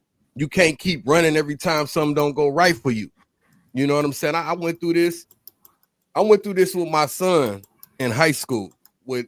I switched him. He went to 3 different high schools, and it wasn't one of them really wasn't his fault. One was just because it was kind of me. But if it ain't working out, you better work it to it work out. You know what I'm saying? You ain't running from nothing. Yeah, that builds character. Yeah, you know what I'm saying? So it's gonna be some adversity. What kind of man is you? Yeah. You know what I'm saying? So, like, what kind of woman is you? It speaks about your character and the type of person that you is. So if it don't work out, you just gonna run, you know what I'm saying? Now, if the next situation don't work out, what you gonna do then? Right? You're gonna work your way out the league. In a minute, you're gonna be overseas in China. There we go. Exactly. Trying to come back and get back into the league like Ken. And Ken deserve a spot in the league. And I ain't saying Marina don't, because Marina can play. Yeah. But she's a third option at best. At best. Third option at best. And she really just a solid role player. Now she can space the floor. She got some skill. She got some skill. Don't get it twisted. I ain't saying she can't play. But you got 1 year to wait. 1 year to wait. You asked them to get you to a contender, and you got that. You had a chance to compete. What happened? Y'all fell short. Yeah. And you ain't even played the game yet. You ain't even played the game. Yo, AD, to your point, she part of the reason they fell short because she was inconsistent in some of those games in the playoffs. So that's my point. My point, 80s. I'm saying, so like, you haven't played an unrivaled game yet. Can't nobody even see your worth right now. Yeah. You can't even you asking for something and you ain't even got no high value right now. Your whole team and they gone. Everybody gone because they didn't feel like that was a championship team. Obviously, you see what I'm saying. So you wanted to go to a contender, and the people that's on your team felt like y'all ain't have a contender. And now, since you the last one standing, you ready to go. Why don't you see what they may be able to do? The ball is in your hand. You should be the number one option, if not number two, right? So let's see what you can up your stock right now. Honestly, this your opportunity to show people like you can be that. You can be a third option. This might be a blessing in disguise for you, and she don't even see it. Low key, she still got a lot of basketball to play. She ain't old like that, right? You know what I'm saying? So no. My thoughts on the situation is just sit down, Marina, and play basketball. That's what you're supposed to be doing, right? Play basketball and see where it take you. See where your next step is, right? Facts. This may be a blessing in disguise. People always. This would kill me about a lot of people, right? My bad. But God put people in situations, and I hate to always go to that, but this is what it is. People think that just because you get knocked down, like that's the end all be all, right? Or you stay down for a long time. But sometimes you get knocked down for that next situation. This wasn't the situation you were supposed to be in, right? This wasn't where you were supposed to be at. And sometimes you got to go through that rough. You got to go through that to get to that spot you're supposed to be at. You know what I'm saying? I done lost jobs and stuff like that, right? And had my head down. I mean, I feel like it was the end of the world. Damn, what I'm going to do? I wasn't supposed to be there. He had something better for me. And that better came. And I got that, right? But when I was in the moment, I was damn near in the tears. You know what I'm saying? But getting through that, the next opportunity was better. You know what I'm saying? So sometimes you got to just sit down and wait and see if it's better. Yeah. Keep doing your work. Keep doing what you do. Keep hitting them threes. Keep spacing that floor. Learn how to play some damn defense, number one. Yeah, I'm about to say, work on your weaknesses. Work on some. Let me see you move them feet one time. You know what I'm saying? Let me see you move them feet, and then we can talk. You know what I'm saying? But I mean, I could speak on it for the whole rest of the night. But honestly, I don't like it. I don't like. You know what I'm saying? You got your way a couple times, and you're not gonna get your way every time. If you could get your way every time, everybody could just say, I don't want out. I want to go over here. I want to go over here. I want to go over here. Exactly. You know what I'm saying? So like, Just see where this take you. And if it don't work out, our contract ends next year. Right. That's what I'm saying. You had your opportunity and you fumbled the bag. So now, you know what I'm saying? Just stick it out and see what happens. You got 1 year. 1 year. 1 year to really raise your stock because you a free agent. Then a contender gonna want you. They gonna want you. Come over here with us. You know what I'm saying? So I don't know. And the fact that she was a former Notre Dame player really makes me upset. Right. But supposed to have a little bit more heart than that. Yeah, way more heart, man. But some people, some people don't get their way and they sue. You know what I mean? So you start to you start to see people true colors come on. Come on, man. You had to do this. Look, now I'm gonna support my light skinned brother. He on there singing his ass off on that. Stop, bro. I'm saying, listen, look, you know we gotta cause confusion, man. You every once in a while. Hey, I like both them artists, by the what way. You gonna get? You gonna get some papers in the mail talking about keep messing with old light skin if you want to. I don't want no smoke. Man. I don't want no smoke. Come on, 80s, don't do that to the light skin, brother. You gonna have to bring that boy out here, man. Talk about, you know what I'm saying? Let him sing that song he just came out with. Yeah, shout out, man. Shout out to Drizzy. Shout out to Drizzy. What you got on this, bro, Claude? Okay, y'all heard what I think about fair weather flyers. You know what I'm saying? You know, character, maturity, direction, and then of course y'all got to understand that this sister, this lady, she asked for before the Sky key is accurate. The Sky season start. So she put in, she had already said, you know, because they were correcting Dana, because Dana was like, I put mine in first. It was like, no, before the season started, Marina had asked for a trade because she wasn't down for a rebuilding. She said she came there to ring chase, you know what I mean, to on a contender. So by the time the Sky season had started, you know, they was already looking forward to trade Marina Mabry. That's why it was successful over the break. But what I say is when you're building a foundation, you always gonna have those people that's gonna come and go. You always expect a revolving door, right? Because everybody can't see the vision, everybody can't see your dream. And it's with everything.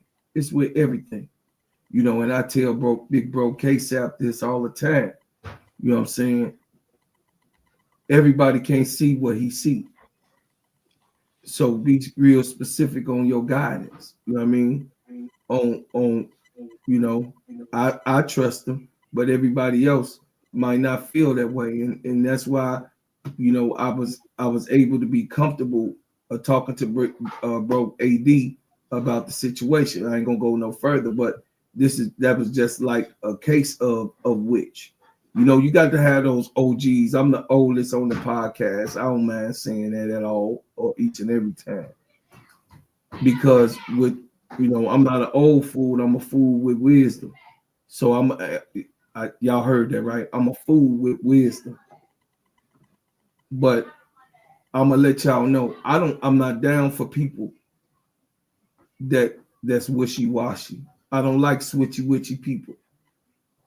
Either you are who you are, you know what I mean, or let me peep something just a little bit. Now I'm like, that was a sign. So sign and symbols is for the wide awakened man and woman. So I leave it there and I land right there. I just don't like players with bad characters. I don't like basketball players, male or female, with bad characteristics, and I don't like frequent flyers. I like that term. I like that too. Yeah, I mean, that's what we called it. You know what I mean? That's an old school frequent flyer. LeBron James is a frequent flyer to me. I'm not talking about the man. Don't get K-Sap started. That's all right. No, K-Sap know how I feel. Okay. I'm saying a frequent flyer, meaning that he don't have to. he don't have to. He did not ask for trades. He waited till his contract out. So I like that part about him. He waited till his contract out. He went in free agency. He made a decision for him and his family. I could deal with that type of player. You know why? Even though he's a frequent flyer, he fulfilled his contract. He didn't go in the middle of his contract and say, wait a minute, trade me. I don't think that this is going on. He could have did that easily with Cleveland when it wasn't working out. He could have did that. But he did. He waited till his contract was done. Then he went on to Miami. And when Miami contract was done, then he went on back to Cleveland. When that was done, he went on to, that's a lot of teams though, right? For a person that's 10 toes down. And now he ready to leave LA. He ready to go. You got what I'm saying? So my whole thing is that. What you mean he ready to leave LA? He said he ready to leave. Nah, he ain't ready to leave, man. Cut that out. He gonna finish out his contract. You really think so for real? No, he gonna finish his contract when his contract up. You talk to me. Oh, he gonna retire. He gonna be done. He gonna retire. He's not gonna leave. He's not gonna leave his son there. I mean, he got to. I mean, how long you want the man to play? Y'all already trying to run him out. How long you want him to play? Right. I ain't not me. Okay. Not me. I never saw. You never heard me. I ain't mean to interrupt. Keep going, man. I'm doing something right now. Go ahead. Yeah. Once you finish your contract out, I don't have no problem with you going wherever you want to go because it's just like me changing the job. Hell, I don't like this job no more. I've been here 7 years. I'm about to go. Okay, I'm out. I'm good. That's what free agency is. That's your right as a player. That's your right. That's your right. I'm good with that. But like I said, I'm cool. You know. And then K-Sap just said something. Then he 40 years. He 40 years old. You know what I'm saying? He 40. So, I mean, hey, shout out to LeBron James and being in the league this long and lasting and having longevity and playing like he outplaying some of these young boys. You know what I'm saying? Got that vibranium. Yeah. Hey, Bron out there doing the boys' work, man. Hey, sister, no. Let me land, and I'm finna get up off here. Gotcha. All I'm saying is this, bro. On your show, character is everything.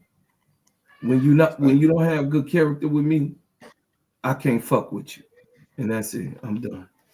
Facts. Hey, sister Noble, you got anything on the topic? You know, you quiet. I like to call on the quiet people.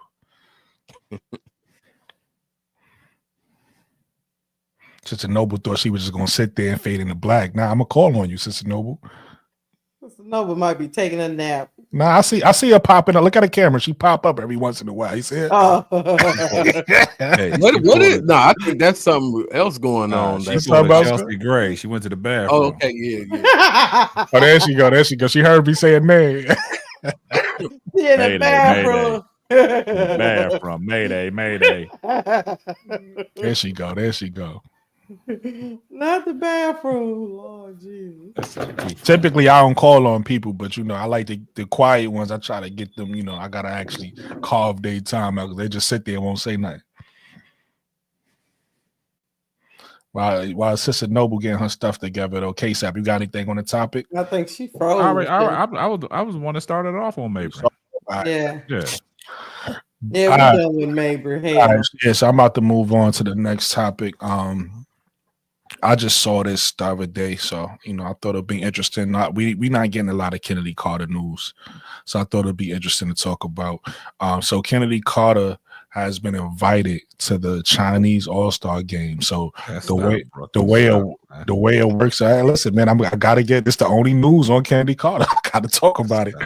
So the way it works is, if I'm not mistaken, the starters is based off like you have to be a citizen, like you have to be from out there. So she's coming off the bench, but they typically don't. I'm assuming from what I understood, they typically don't have outsiders on the All-Star game. It's usually just people from that country.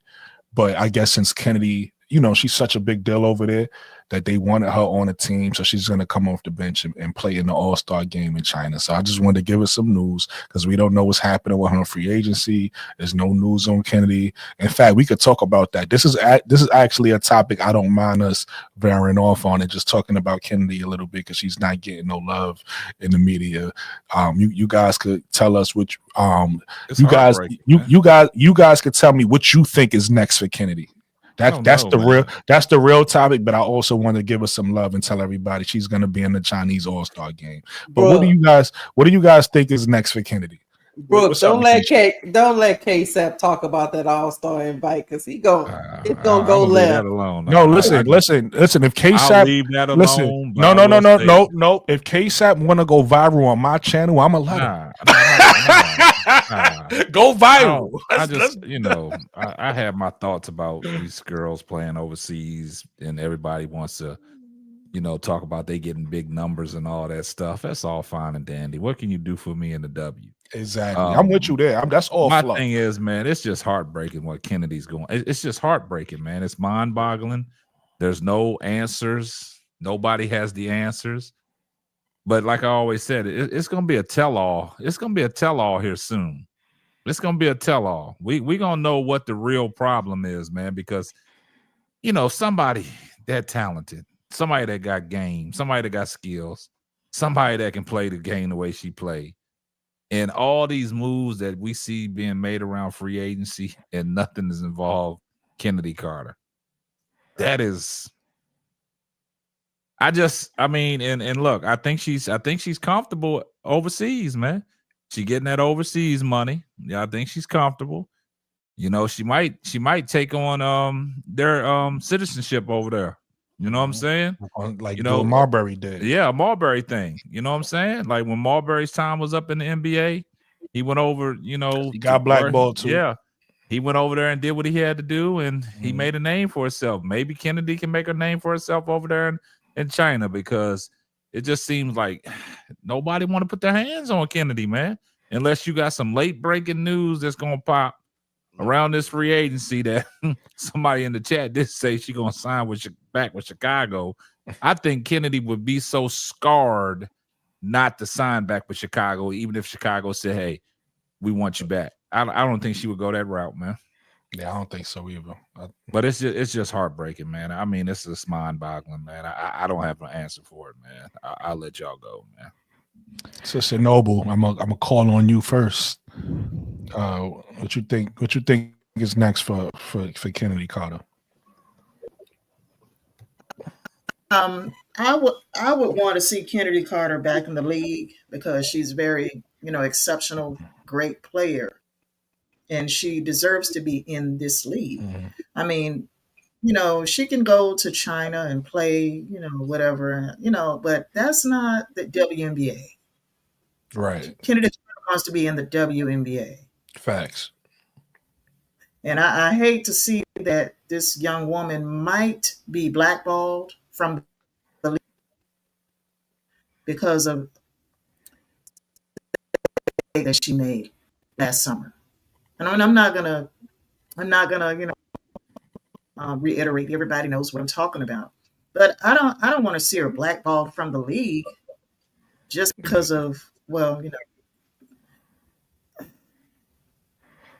I don't want to see her blackballed from the league, but that's what it's looking like. Yeah, definitely. No team right now is rushing to sign Kennedy Carter to their roster. I mean, I would like to see her playing if Chicago don't want her. Is my mic messing up, or is that her mic? Yeah, that's her mic. That's her mic. That's my mic. Your mic going. Yeah, I wasn't sure if my internet was messing up, but we hear you. We hear most of what you're saying. But I agree with everything you're saying, Sister Noble. It's unfortunate. Somebody with her talent. We don't want to see her out the league. She's a grown woman. I always said this. Part of it is on her. She got to take some responsibility, for the way she portrays herself sometimes. Even this recent outburst she had on, online, where she had to explain when she was watching Unrivaled and all that. So some of this is you, some of this is your actions, but I don't think it's enough to be blackballed. Right. I don't think you've done enough. Your talent is so good that it doesn't make sense to somebody. We want to see as fans, we want to see the best people go at it. You know what I mean? So Kennedy Carter is somebody I want in the league. So I agree with you 1,000%, Sister Noble. I'm not gonna call on the rest of y'all because the rest of y'all got loud enough voices to jump in. So y'all jump in whenever y'all want. I just wanted to make sure Sister Noble got in here. Nah, I think Kennedy Carter, the way the WNBA works is like if their team is not doing too well, they'll take people from like overseas or whatever and sign them to like a 10-day contract or like a contract just for training camp or whatever. So I can see her going to Valkyrie because Valkyrie is a rebuilding team. But to be honest, with all these new territories opening up, I think she might, come back when they get more teams available. I agree with that. I was thinking that too. Because I like her game as well. It's unfortunate because she's like 26 years old. Yeah, very young. And she's still acting like a knucklehead right now. Yeah. But it is what it is. She called it. Shit, I can't knock her for saying that. Yeah. Some people gotta go through growing pains. So I feel like, she gonna learn her lesson. She gonna see that she really wanna go home because Stephon Marbury wanted to go home too. He was like, yo, I don't get no love over here in the NBA. Yeah. He got love in Brooklyn, but he ain't get no love in the NBA. So I don't think it's over for her. But she does need to do some a little bit more growing up. Stephon Marbury doing that knucklehead stuff too. So of course. That costs a lot of people. And it's unfortunate. Yeah. Definitely. I feel like there's an option in what Mikachu said and KSAP said is a possibility. I think that I felt like if she got signed after what just transpired with Jeff, I was like, it's probably not going to be until like training camp. I thought it was going to be the same thing as last year. Like, I don't see nobody right now in free agency trying to sign her. Unfortunately, that's not what I saw. But I could see a team trying to do a last minute sign into a training camp contract and signing her. Now, the issue with that is she is worth more and she feels she's worth more than a training contract. So there is a big, like, if we don't end up seeing her signed, it's not because she's not offered one. It's likely going to be because she's not going to accept it because she doesn't want a small contract. She feels she deserves more. And then the next part is she also wants to play a bigger role on team. She does not want to come off the bench. And a lot of these teams are not ready. They want her coming off the bench. They want her being a 6-man, right? So, and she's not okay with that. So that's two things that she's not okay with. So I could see her possibly turning it down and not playing, and possibly, not playing in the league in this upcoming year. Because of those two things, unfortunately. And so that is where we can see her removed from the league this year. But like Mikachu said, maybe, with one of these expansion teams, she comes. I have no idea. I'll say this. I personally think she should accept whatever they offer her this year. If she has any sense, get your foot back in there. Yeah, if she has any sense that God gave her, she will accept whatever they're asking her to do. Facts. And be, I'm talking about quite literally the most cookie cutter player you ever seen come out of the WNBA. I'm talking about cheesing in the interviews, kissing babies. Got to play the role now. Yes, exactly. All of that. This is great. I love this organization. I love playing with whoever the hell my teammate is. Yeah, like all the right things. Go out there whenever she come off the bench. Do whatever the hell they tell you to do. Get as many buckets, put together a solid year. And 2026, you could get whatever money you think you deserve. That's when you get it. But you need to put together. The reality is, I'm against the corporation. Do not get me wrong. I do think that they're half of the issue with this Kennedy Carter thing. But if you want to be a part of that, right? Like me, right? I have my own vending machine business, but I also work a Me 9 hold $2. but I also work a 9 to 5, right? So eventually you hope that this YouTube thing pops off and the vending machine, and I don't have to work a 9 to 5. But as long as I work a 9 to 5, what do I have to do? I gotta play my part. I cannot color outside of the lines, unfortunately. That's just We the don't way, live by the hope creed. you know what I mean? It's just the way it is. So I empathize with her, right? I can empathize as a black woman what I feel she's going through, but I also could say, hey, well, this is how we can navigate this. This is how we get through this.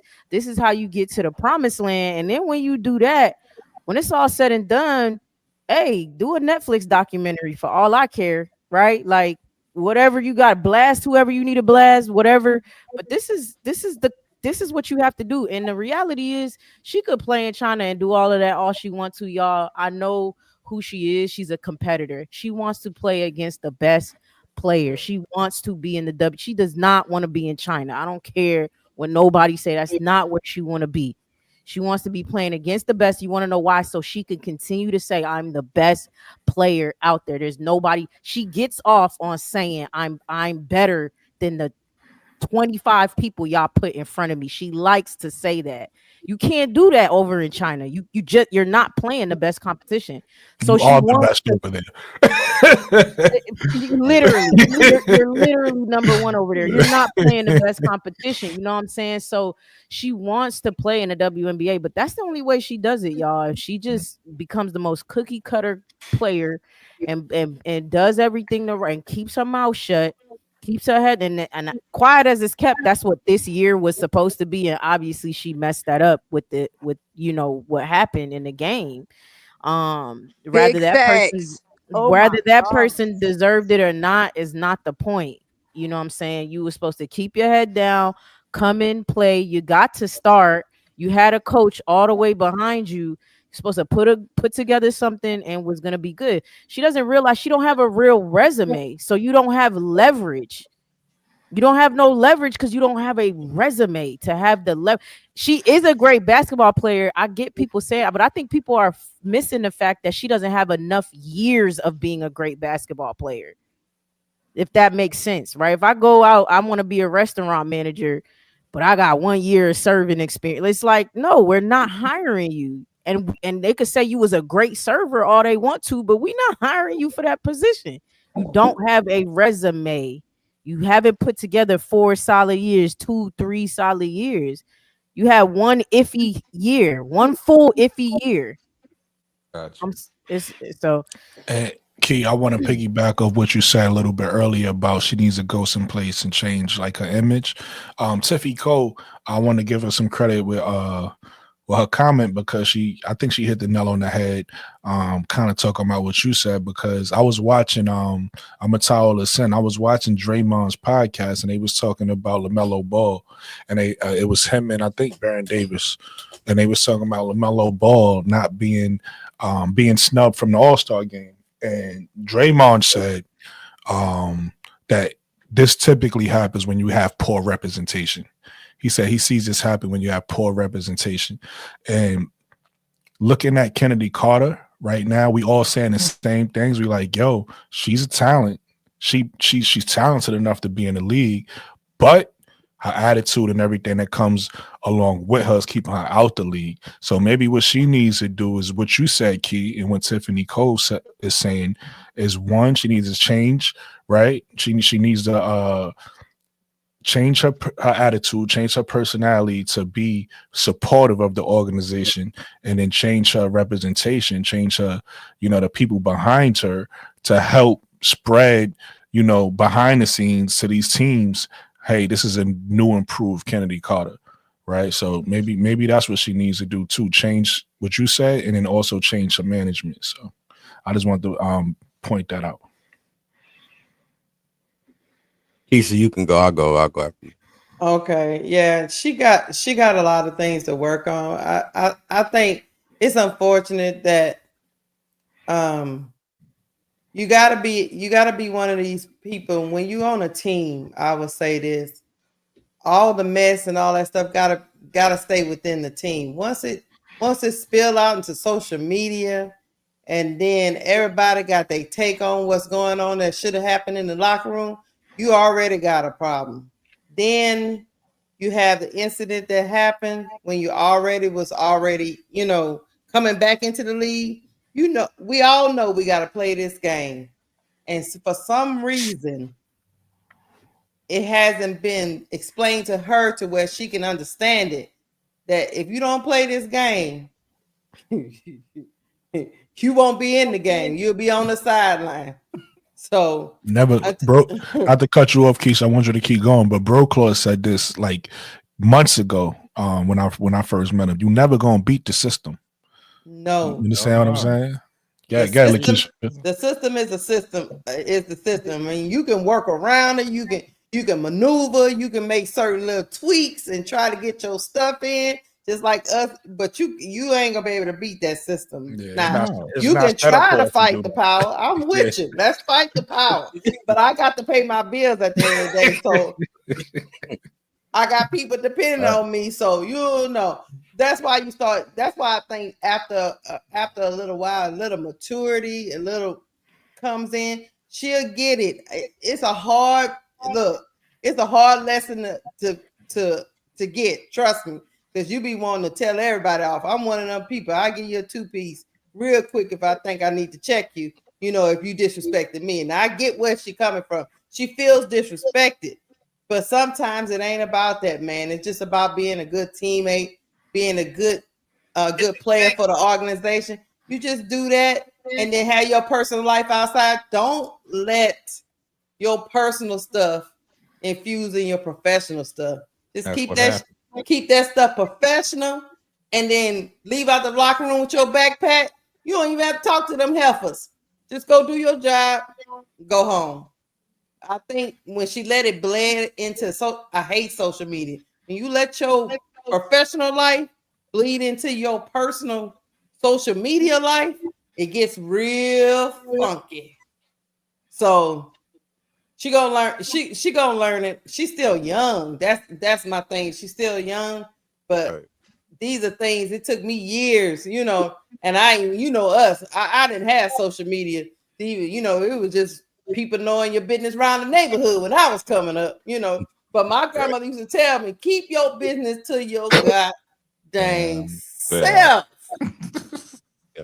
Don't tell people what you doing. Don't tell people about your personal life, who you don't like at your job. Don't be telling people that. No, keep that to yourself. Keep that stuff separate from your professional, from your personal. So I think she'll be okay. I understand she's gonna feel disrespected because somebody gonna come to her with that $58,000 a year shit. But they're gonna have all kinds of stipulations in that too. And then they're gonna have all them behavior clauses, for $60,000. You're gonna be looking at your agent like, what the hell? But you can't react. You gotta decide. Look, do I want to play in the league or not? It really just comes down to that. And I hope she chooses, hey, I might make less money now, but for the future, I'm gonna get the bag. But I gotta set myself up now. I gotta make the building box. That's like I tell my kids, you gotta build. You ain't gonna just come out. All these people be out here thinking they just gonna pop off. No, it's not like that. That's a personal thing too, Keisha. Like that's a personal thing. Like she's gonna have to come to that decision for her to better herself. That's stuff you do like on your own. I don't know if y'all have had that, like your own journey in life, you know what I'm saying? Like you just like, okay, it's time, right? Like you like, I can't keep doing this dumb shit, man. Like, right. Man, if y'all knew what I was doing at 20, I think Kennedy Carter not so bad, to be honest with you, because I was wilding at 26, man. I thank God every day my 2 feet is still on this earth. So I mean, I ain't judging her at all. If people knew the hell I was doing, but that was something I personally had to, I don't know, after a late night or something, the next I'm like, all right, yeah, like I gotta start taking the steps to, okay, let me go get a therapist. Let me go, you know what I mean? You start to clean image up little by little, your frontal lobe, coming in more. You like, all right, I can't keep being like this. So it's honestly where she at isn't crazy to me. It's just she has to be at that space in front of the world, right? That's the difference. Having to grow up in front of everybody on this big platform, and they were not ready for it. Dana wasn't ready.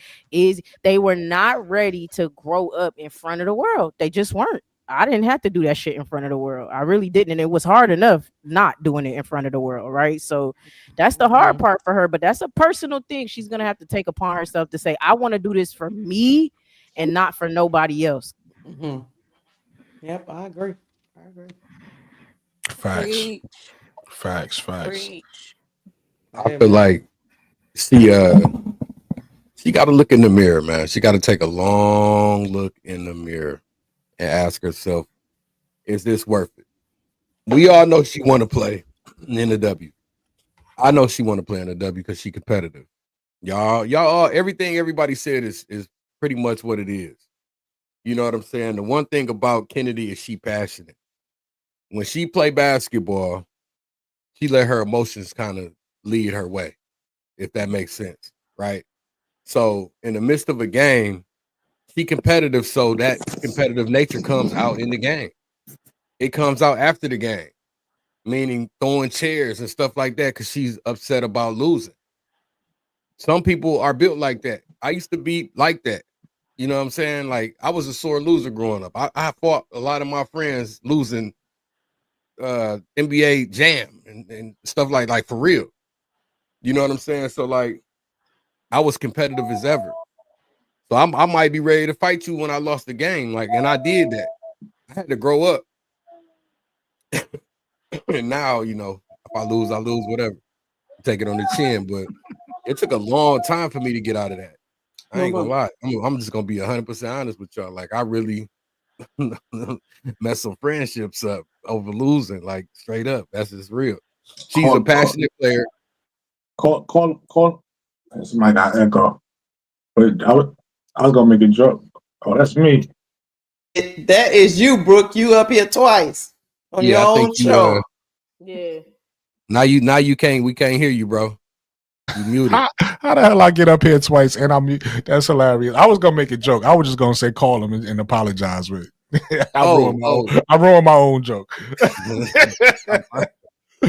I mean, the ones that I don't even talk to none of my friends no more. To be honest with you, I cut everybody off. But that's a whole nother story, man. But anyway, I hope that she get another opportunity. I hope she can learn. I hope that if she got to play in China another season, I hope somebody give her opportunity. I want to see that girl play in the league. She's my favorite player to watch in the W. She definitely all of last year. When I say all of last year, I can watch her play every day because she's exciting, right? It's certain players like Ja Morant, Allen Iverson. You know what I'm saying? At one point, Westbrook. She to me, she remind me of a woman's version of one of them, Kyrie Irving, right? They just must see TV. So, like, when she step on the court, you don't know what she might do. She gonna ooh and ah you with something, right? And she coming, like she coming. Every play she come down the court, she get the ball in her hand, she coming at you. She in attack mode. She's somebody who garner attention, right? Eyes is on her. Like, you gotta where's Kennedy at on the floor? Because if she get the ball in her hand, she could do some damage out here.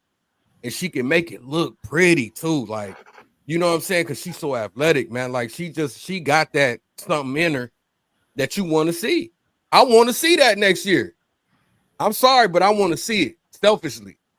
I don't care if she hits somebody in the head. No, let me stop.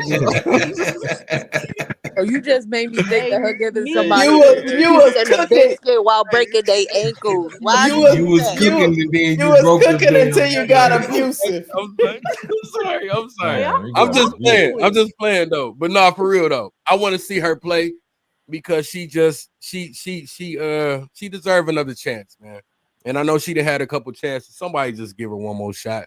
I hope she learned some lessons over there eating her little Chinese food and all that. You know what I'm saying? But You can't. Chinese food. I just call it that. Or chicken wings and vegetables. Y'all know she want to come on home and get a hamburger, get some ribs, baked potatoes. You know what I'm saying? She wants some American cooking. She want mama's cooking. You know what I'm saying? You made T Carmella bust out laughing. Like for real though, bro. I want to see Kennedy play in the W because she deserved to be there. She one of the best in the league, man. She's top 3 shooting guard. But you know what? She must see TV. Like she. AD, send me that code, man. Which one? I just send me the code. Yeah. For sure. My phone is dead, man. Oh man, no, straight up, my phone is dead right now. And I've been sitting over here working on your thing, man. Man, got you tight. Hold on. I'm about to go black, y'all. Yo, for the record, hold on. For the record, real quick. Let me just say this. I want to give this man credit, man. K-Sap, he really cares about this community. K-Sap is the reason why my page looked the way it looked. I know a lot of people probably think I did it, but K-Sap, I had an idea. No. Let me give you your flowers. I had an idea, right? And K-Sap took the idea. He took it to another level because he was like, "Yo, listen, you're not gonna take this generic thing that somebody done made on Canva and go with that." And the thing I had looked pretty decent. And K-Sap took what I had and he made it look flawless. Like this setup I have here now. I told him the colors I want. I told him the direction I wanted to go in, and he took my idea. He made it. But you spiced it up though. You added you got your topics where you need to be with switching your screen and stuff like that. You know what I'm saying? I learned from you. I added a little something to it. But yeah, like my big brother K-Sap definitely. Claude working. Facts. Now I'm jelly. Nah. I just had to put that out there, Key. Now I'm jealous. Now I'm jealous. And you don't even gotta be jealous because he do it for all of us. You next, Key. I got you. Next. Nah, Key, stop that. You next, Key, man. Key, don't do that. Key, don't do that. I had to break the topic just to give K-Sap some flowers, man. You should have kept it to yourself, bro. You should have kept it to yourself. Look what I'm snitching. And I ain't even in my character. They ain't even in my character, but now I'm snitching. Look what he did for Steady Serving. He got Steady Serving looking right. You know what I mean? Now he got Brooklyn looking fire. Now he had Claude looking fire. All right. He got me looking fire out here in these streets. You know what I mean? You see what he doing in the background every 5 minutes? His background. Bro, Claude cracking up. Now I'm jealous. Now I'm jelly. All I do is snitches and stitches, bro. You next, King. You next. It is what it is. Hey, I apologize. I apologize to all the real ones out there. That's the only time I wanted to do the whole StreamYard off live so we can all get in there so I can share the screen and make everything that y'all need to make. That y'all need. You gotta give his brother some credit, man. Yeah. Okay, well, you need you know what you need to do, K-Fab, you need to set up a day that we can all get on once and until then, I'm jelly. Until then, once a week. I just need some Reese's Pieces out there, goddamn vending machine. I'm literally fighting for my life with the graphics and the thumbnail. He just told us she got a little bit of. Let me hold $2. Keith, let me hold $2. Oh my God! You don't do that. You want to keep all the money for us. Oh my goodness, y'all! Hey. I ain't gonna let Key do it. Nope. Oh my! Listen, I ain't gonna ruin your show, Brooke. You got it. Go ahead. No, this ain't ruining my show. This is a family affair, man. Like I said, I don't mind breaking protocol every once in a while, but I try to stay on topic. But if the conversation is good, we break protocol. That's cool. And like I said, I didn't mind breaking it right now because it just was natural. Like he was telling AD, I'm working on your page. I'm getting you right. So it was only right. I'm an honest person. I wanted to tell people, yo, look, K-Sap got like my page looked like it looked because K-Sap put the touches on it. Hey, what did I miss? What did I miss, bro? What did I miss? What did I miss? They snitching on you, AD. What happened? Hold on, what happened, man? What happened? On you, man. What'd he say? Listen, AD, he talking about that. He snitched. We didn't know he was doing nothing. He said it. Bro, Claude, get off the floor.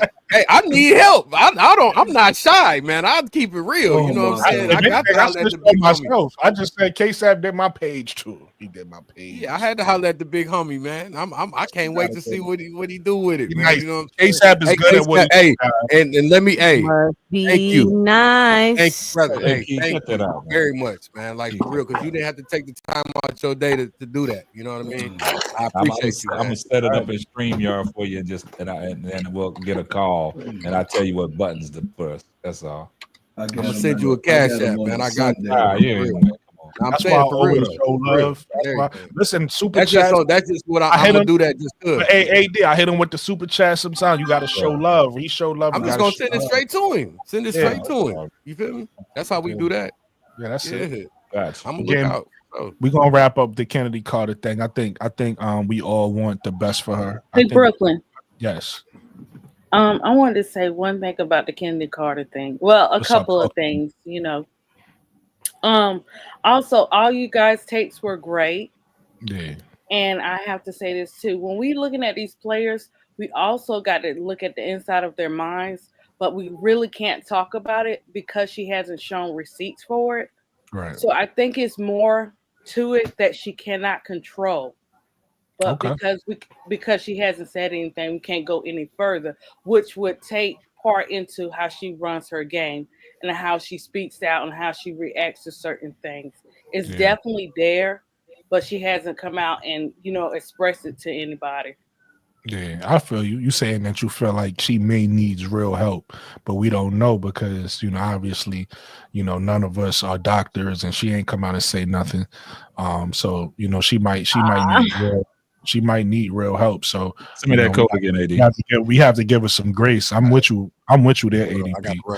But I also, even though I think she needs grace, I also feel like she needs to take some type of accountability.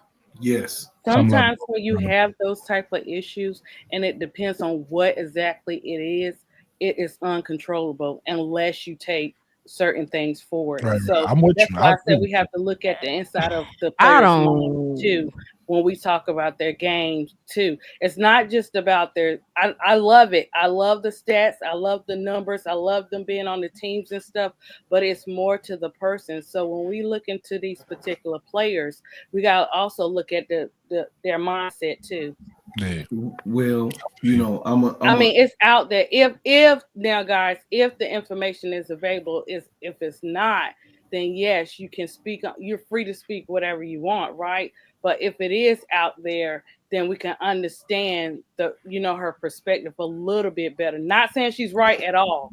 Like I like Kennedy Carter, but right is right, wrong is wrong on something.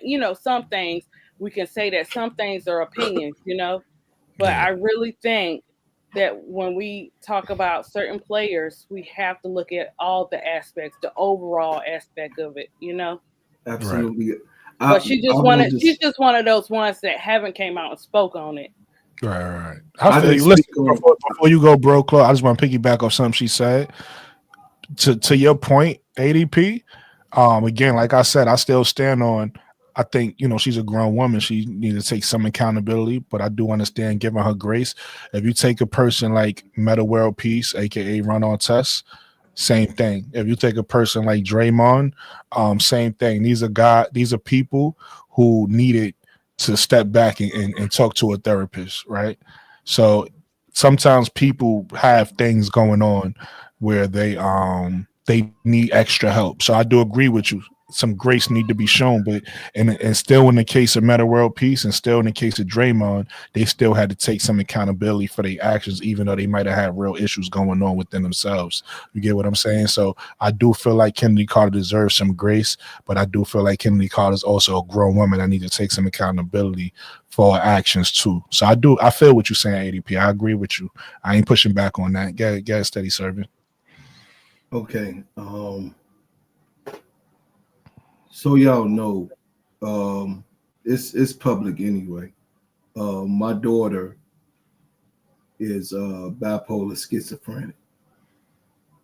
My 31-year-old.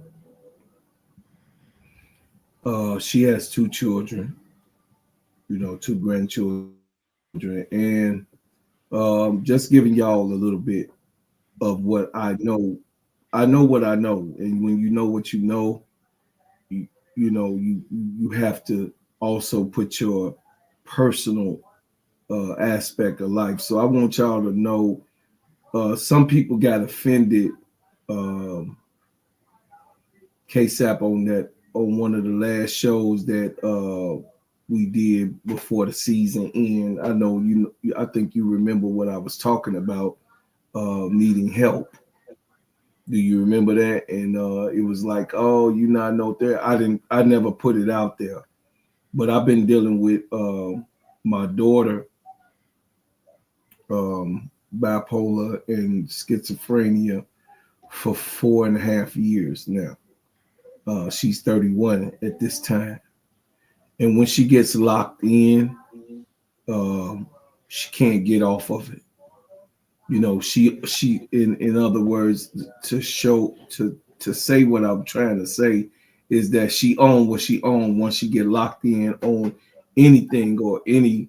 If she feel like that you're treating her wrong, or she feel like any resentment, or she feel like that you're telling her no, and she keys and horns in on that, because she done been all over social media saying certain things. You got what I'm saying? About her mother in particularly, and her siblings. Not so much me, because I'm soft when it comes to that. She got to have some type of place. Not that I excuse her decisions, excuse the violence, excuse, because she can get violent.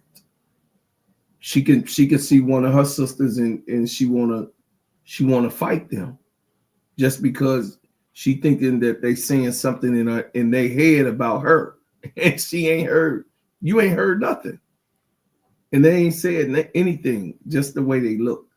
So when I see certain things, y'all, I'm just being honest from a personal aspect. I know y'all didn't know that, but just a little bit knowing about your big brother. I deal with my daughter, making sure that she's in a best situation of mental health. I also had a nephew that I raised that's bipolar and schizophrenic. So it's just not just my daughter, it's my nephew that I raised, in my house. Dealing with that mental health thing is a very, very serious thing. Facts. And me, myself, I'm a sore loser too, AD. I was a sore loser pretty much all my life. I don't like to lose. I don't. That's why I don't gamble. I don't throw dice. I don't gamble. I know how to play poker. I know how to throw dice. I know how to, how to get a bookie. My father was a big time gambler, to the point where, the mafia was calling the house and saying, we're going to put some cement shoes on you. I'm just letting y'all know me personally. We in Chicago. Yeah. So, it is what it is. So, I would say that Kennedy, I hope if that's an issue, she gets some help, and the people that you have around you, right, doesn't not always have the best information for you, right? Mm-hmm. Right. So, even if it's your mother, even if it's your father, even if it's your cousin, even if it's a sibling, sometimes people, they looking at her as a money tree, actually. Not specific people pointing them out. I know her father got a lot of love for her and cheering her on, and definitely talks about how he wanted to develop a good product. When they had that when she was talking about her father, in aspect of how he was training her up on how to dribble, tennis balls in the grass. So my whole thing is, I'm gonna land my plane. You know, talking about Kennedy is heart wrenching for me because I think that she's a very special player. I think that honestly, I think that she is the second best shooting guard in the whole league, me personally. Meaning that not just shooter for as they talking about threes, but I'm talking about the Allen Iverson aspect. Yeah. You know what I'm saying? So that's where I had to add 2 second best. I agree with you. Yeah. So I'm a just say we gotta leave it alone, y'all. She gone.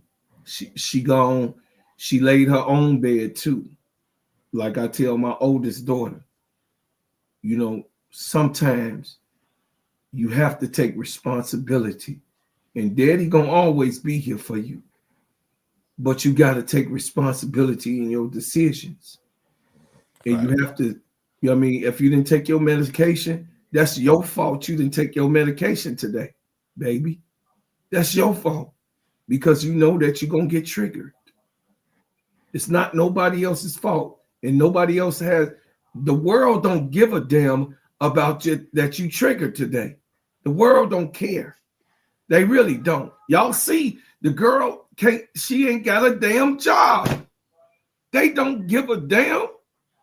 She got triggered, she reacted, and she don't have a damn job right now. Let me ask you this before you land your plane, just to like end it on a positive note too. First of all, I love everything you said, and thank you for that. Thank you for sharing. I appreciate that. You know, mental health is definitely important, and people need to hear that. And you know, I appreciate everything you said, but to like kind of spin it more on a positive note instead of talking about or saying, you know, she kind of made her own bed, which we all, you know, kind of know and feel. What do you think? And you know, landed with this. We all know the writing is on the wall, definitely with the sky, probably right now with the WNBA. Maybe not. We'll see. You never know what news we're gonna hear in the next few months or whatever the case may be. But in your opinion, if you had to just throw your GM hat on or whatever, your management hat on, maybe you're a part of her team or whatever the case may be, what do you think is next for her though? Whether it's with the WNBA or not, like what do you think is next for Kennedy? I think that she will be back into the league. I think that she also, someone with the CBA, if she doesn't get in this year, the CBA will actually require for that type of help for mental health. That's one of their big subjects. I did look into that, you know, getting mental health, emotional health, you know, for the girls to be doctored on mentally, physically, and emotionally and socially, you know, even with the babies and whatever. So in the new CBA. So with the new CBA set up, it'll be it's programs that are going to be moved around the actual league for a mental health situation. And they got one actually down there in Unrivaled, you guys. They got a mental health counselor down there right now in Unrivaled. That's facts. You know what I'm saying? You know what I'm saying? So what I'm saying is this. Man, I'm a little emotional about it. But we have to move on from talking about this baby that she did lost. You know, she 26. I get it. A lot of people like, hell, she ain't no baby, but she a baby to me. 26 is young. That's young. Yeah. She lost grace because assholes can't figure it out or don't have patience to say, okay, that incident happened. Now, if she put other people at risk, I could see that. I mean, throwing a chair, yeah, somebody could get hurt. That's serious. I mean, on my visual. Yes, but she didn't throw the chair to let y'all know the business, what I know. She didn't throw the chair at somebody. She just threw the chair out of frustration. And it put a hole in the wall and also bent up one of the lockers. Okay, so y'all will know that. I do know that. Okay, but so people that were close or persons that were close said something. Like, you know, just like if one of y'all throw a chair and I'm by the lock or whatever, you ain't throwing it at me, but I'm like, man, this shit almost eat me. You know what I mean? Just out of frustration, because they done lost. Everybody feel bad. You know what I mean? It's gonna be shit talking anyway, and then an explosion go on in the locker room, back and forth. You know what I mean? You ain't shit. You ain't doing shit. Oh, motherfucker, you ain't doing shit. Oh, you know what I'm saying? Motherfucker, if I did, all of that went on. You got what I'm saying? So, you know, I'm gonna get up off of this real fast right now. It's emotional. It's an emotional subject for me, and I think that, you know, a lot of people don't know when they talking. They don't know who they talking to, because I go through this every day of my single life. You get what I'm saying? If she gonna have a good day today, or she gonna have a bad day when my grandkids come over, if she feel like, you know what I mean? I mean, so it's a serious thing, y'all, that has to be attended with. I don't think that Chicago was the right place for her anyway, because they can't deal with physical problems. You got what I'm saying? They don't have a facility. So no, I don't think that she should come back this year. I think that she should go ahead. She done made over $1 million, like $1.3 million over in China right now for the signing she just did. I think that, you know, if she tries to come back now, it'll be like, oh no, we ain't letting her in, or just wait till the CBA come. There's other things and benefits there. Everybody get to choose their team. It's gonna be an expansion of 2 more teams, so it's gonna be a job for her. You know, I wouldn't even want her to go through the frustration at this point, unless it's a team that say, hey, we'll take that on, that got those type of facilities to take care of her, and that's it. Now I'm gonna flip it. Let me just say this one thing. It still to me reflects bad on the WNBA, because as an association, if they felt all that was going on, like we've been talking about, that maybe she needed some help, it was there. They were supposed to give. It was their responsibility to give her that help, because what's that boy name? The boy with Draymond Green choked out Rudy Gobert on national TV, and they suspended him and made him go talk to somebody. Yes. And he playing today. Yes. So I don't understand how as an organization you talk about all these programs, and you pro this and you pro that, and you're an advocate for this, that, and the third. But when players have issues, then you just leave them out to the wolves. Even my job, and I'm pretty sure y'all job do too, have somebody you can call and get some help if you need some help, if that makes any sense. But to just act like she the only one that went to the left, because Courtney Williams run up on people a couple of times. Man, we could sit back and name names if we wanted to. Courtney Williams, Skylar Diggins, Diana Taurasi. Come on now. Yes, like yeah. So it's a bunch of crash outs in the WNBA. You know, look, I understand the mental health part of it, because trust me, I've dealt with it myself with my own kids. Brittany Griner. I'm sorry. That would just pop in my head. I'm sorry. My daughter is a social worker right now in the school system, so trust me. You muted, K-Sal. We didn't hear that. I feel like you was causing confusion too, but you muted. I said Bob Knight through the chair. Oh yeah, absolutely. So all these things but it is up to, it looks really bad on the association, well, the WNBA, to me, that you didn't put anything in place. You just seemingly blackballing this person for having an argument or getting frustrated or upset in the locker room. I mean, I don't know. It's got to be more. I have always said this, K7. You know I have. It's got to be more than just throwing a chair. Come on, man. How many chairs been thrown? It's got to be more than that. You got to something you're not telling me because it can't be just that. Because, like I say, Draymond Green choked the shit. Go bad on live TV. That's that Saginaw came up out of it. Yeah, I'm gonna keep it real, man. Hey, he even said when he went and looked at the clip, he was like, you know what, maybe you know what, Silver, I might need to go talk to somebody. I might need to sit down with somebody. I might have to go and do that. I might need to go and do that. So I think it's a bad look for them too, because no matter what happened with Caitlyn, with all this stuff that went down, it's still gonna be a stain on this WNBA because she's such a good player, AD, that they're gonna keep talking about it because it's like you're not telling us enough to make us be like, okay, did she run up on Jeff P and grab him by his collar and told what is it?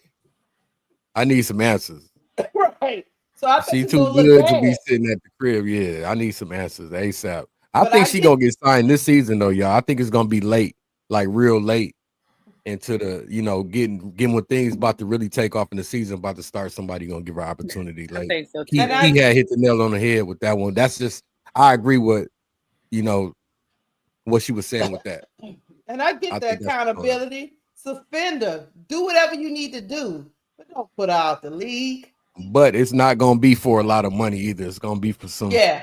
But it's gonna. But y'all gotta understand. So I didn't mean to cut you off, AD. Go ahead. No, you good. No. Finish. No, I was just saying it ain't gonna be for a huge contract, and it's going to be not for a huge role either. It's going to be for like come off the bench type role if she accepts that. Right. Obviously, she's gonna have to accept it, but that's the type of contract I think she'll get.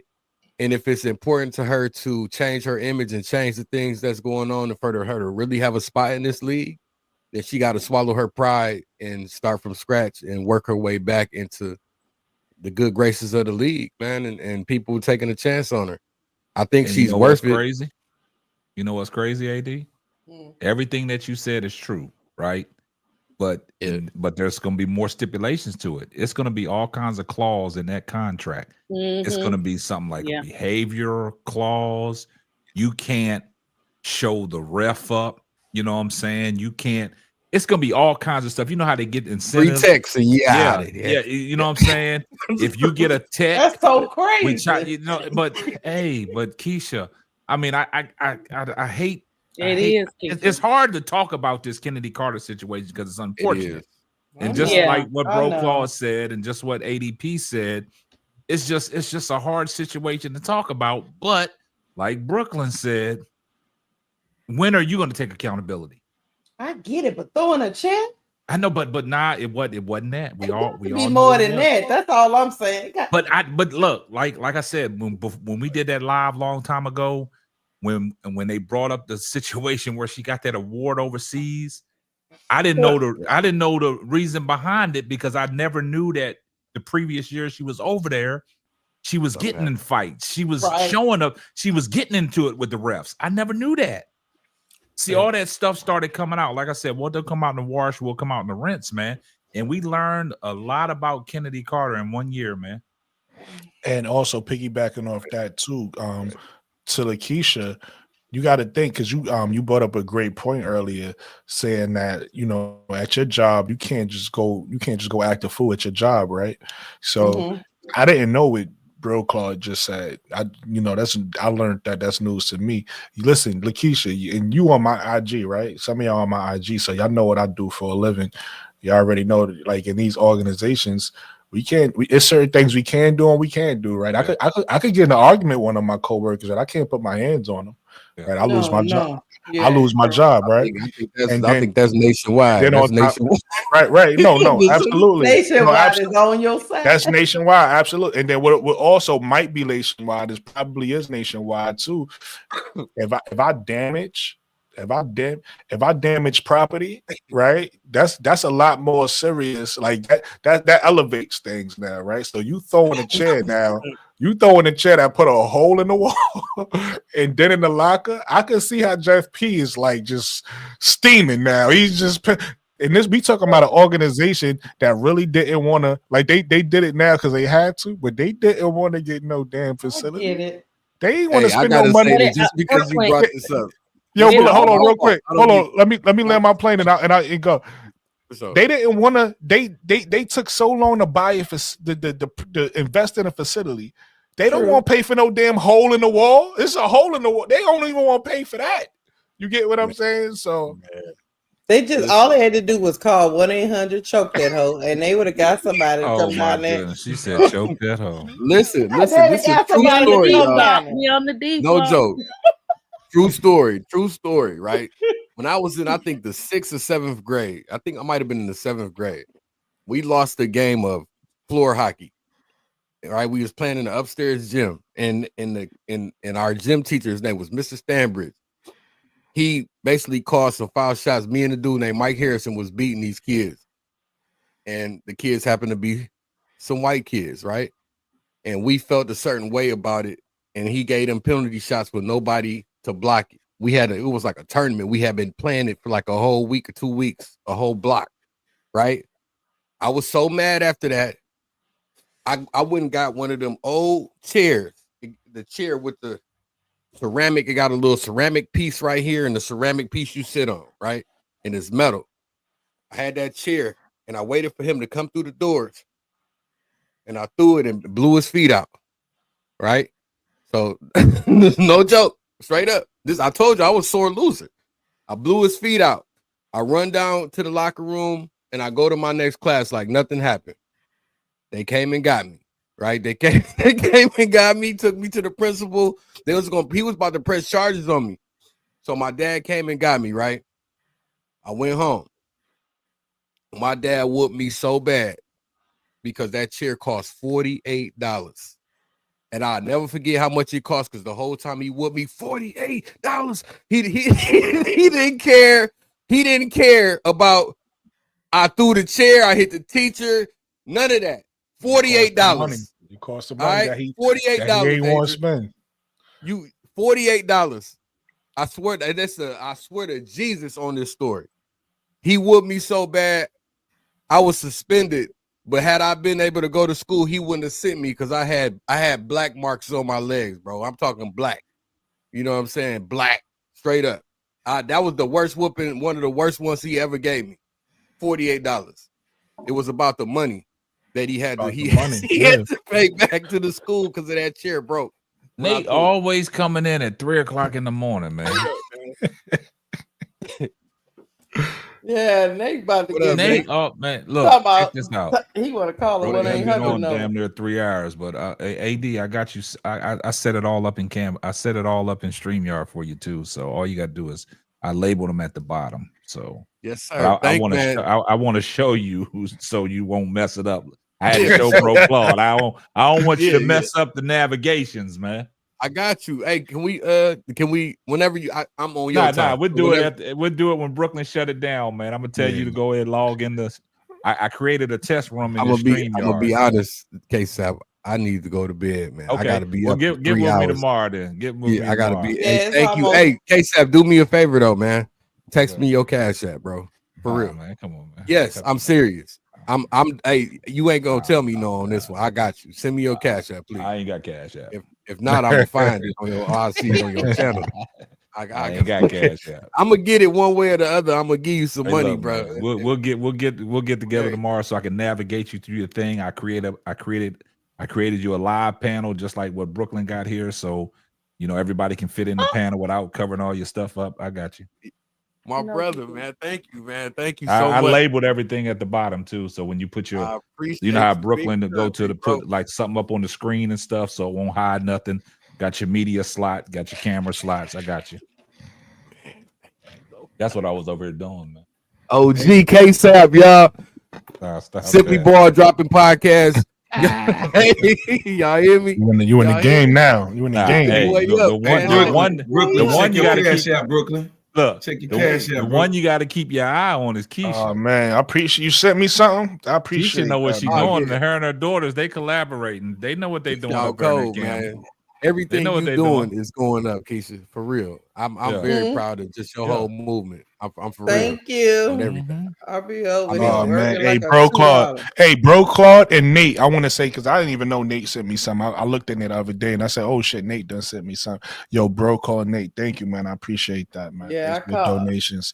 Anybody want to send a donation? My Cash App is right there on the screen. If you don't worry want to about use it. You're gonna have Cash that App, super. You're gonna my have that super Zelle. chat there in a minute, boy. It's Don't coming. worry It's about coming. it. It's Super soon, chat, soon, yeah, baby, yeah, that super soon, chat. baby. But the Yes, Zelle, sir. the Zelle is also there on the screen. If you just put your Yeah, phone push, up and push. scan the Zelle, Oh, you can Nate send a worked the night donation that shift. way. Oh Yeah, man, Yeah, that's he why worked he the night always late. shift. Yeah, that's Okay. why Yeah. he be up. Yeah, Yeah. Nate work overnight. So when I used to be up late, like tonight is my last night being up real late because Yeah, we talked I'm about doing that, work. Pro Claude. Right. Yeah. I'm doing workouts. Us light skinned now. people don't work overnight.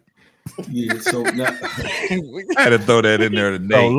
So look, everybody tired, right? Let's because part of the reason why we don't get through the show is because the side conversations, which go I ahead and enjoy. Brooklyn, go. Nah, go ahead and finish it off, Brooklyn. Yeah, that's what I'm saying. done. I enjoy the side conversations, but That's the I D want block. I want to get y'all. I want to get y'all That's to what bed. ADP So came for, the D block. we gonna move on to the next Yo, topic. before Nah, you finish move it on, off, I just man. want to say I just want to say thank everybody, man. Thank y'all. I gotta bow out, bro. Like for real. No, definitely. If you gotta go. I'm gonna end the show. I'm gonna end the show though. So if y'all gotta go, definitely go. Yeah, go and end your Oh, show. you about to end it right now? No. I mean, I'm gonna get through this. Brooklyn gonna be. He Yeah, gonna yeah, be for another sure. get 2 through this hours. topic. That's what I'm saying. If you gotta go, get and definitely, Yeah, I gotta be go. good thing.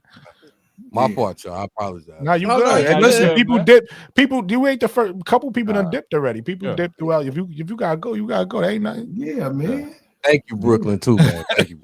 Nah, absolutely. I'll holler at you tomorrow, Hey, AD. We'll get together. Yeah. Hey, we be For through. sure. I'll be through there. I'll be through there tomorrow. I'll be available, or not tomorrow. Yeah, tomorrow evening, and then tomorrow Thursday I'll be available, and then Sunday. Those things, you know what I mean. You can just hit me on the IG. We talk. You might, AD. You might need to fire Bilal tomorrow so we can raise your channel, man. We can get a Yep. bit I would love to. If everybody can be available, I'll do it, man. I promise. Live. I'll be available tomorrow for you. Hey, bro, Claude, I need your contact information, my brother. Somehow, some way, I got to get your contact. Oh no, you go to IG.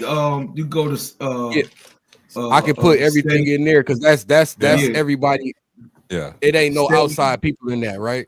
Yeah, no. Yeah, so yeah, I'm steady _ ENT sports. Steady no, I'm in that group. I'm gonna put my contact information in that group. All right, man. Go ahead. And Then the show, man. Go ahead, bro. Right, and then we gonna talk on a regular phone. Yeah. All right, go ahead. Yeah, for sure. All right, bet. Have a good night, everybody. Hey, K-Sap, good bet. looking out. My bad. All right, but listen, so we're gonna just move on to the next topic, which is Uconn is looking March Madness ready. Everybody saw the game against South Carolina, and then also the previous game before that. I forgot who they played, but that's another game where Azzi Fudd went off. You know, had a bunch of threes, scored really good numbers. So, what's your thoughts on Uconn getting healthy now? You know, Azzi is healthy now. Paige is looking like she's everybody was low on Paige, talking about she wasn't playing like a leader, playing like she was ready for the moment. And then also I forget the other girl names. A lot of people. She came back from injury too. I gotta pull her up. Anyway, what's your thoughts on Uconn?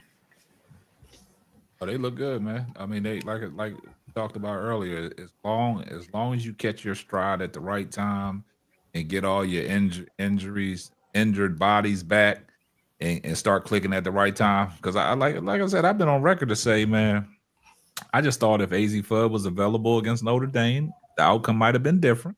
Even against USC, the outcome might have been different. The only reason why I say that is because Paige out there on the island, she ain't got no running mate. You know, when Azzi's out there, it's making everything, well balanced for her, because you look at the game they play South Carolina, right? You look at that game, right? And Paige Bueckers didn't shoot the ball well. It's 3 of 12 from the field, but she had 12 points, 10 rebounds, 7 assists, right? Nice. Or 12.7 rebounds, 10 assists, right? So she was setting everything up.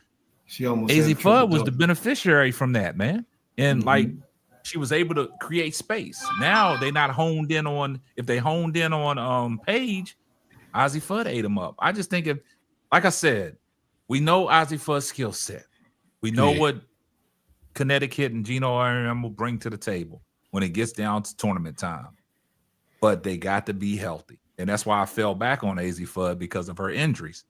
But if she is past them injuries and she looks like she's looking these past 2 games, 34 she put up against St. John's, coming off a career high, then she drops 28 on South Carolina, right? In South Carolina, right? Yeah. So, she's a big-time player. She just got to stay healthy. But UConn as a whole, like I told Keisha, anytime you got Sara Strong out there shooting threes, man, you know what I'm saying? It's the whole spacing of the floor. UConn looked like they was ready to take that next step and say, hey, this year we got a chance to win it.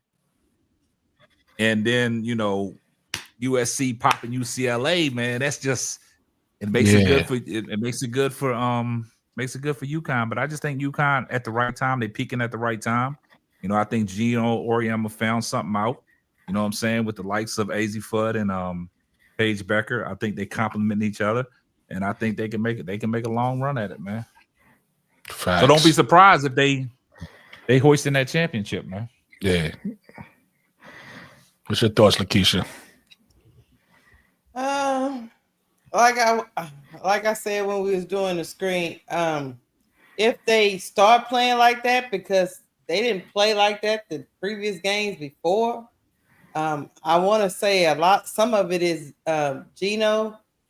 Sometimes I know he was getting on his star players, but some of the how he had them playing, when you go up against a team, basketball is about matchups.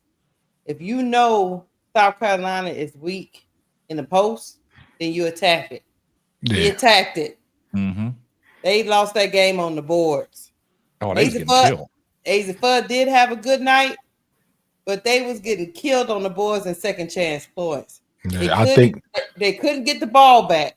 Yeah, I'm talking about South Carolina. They got one attempt.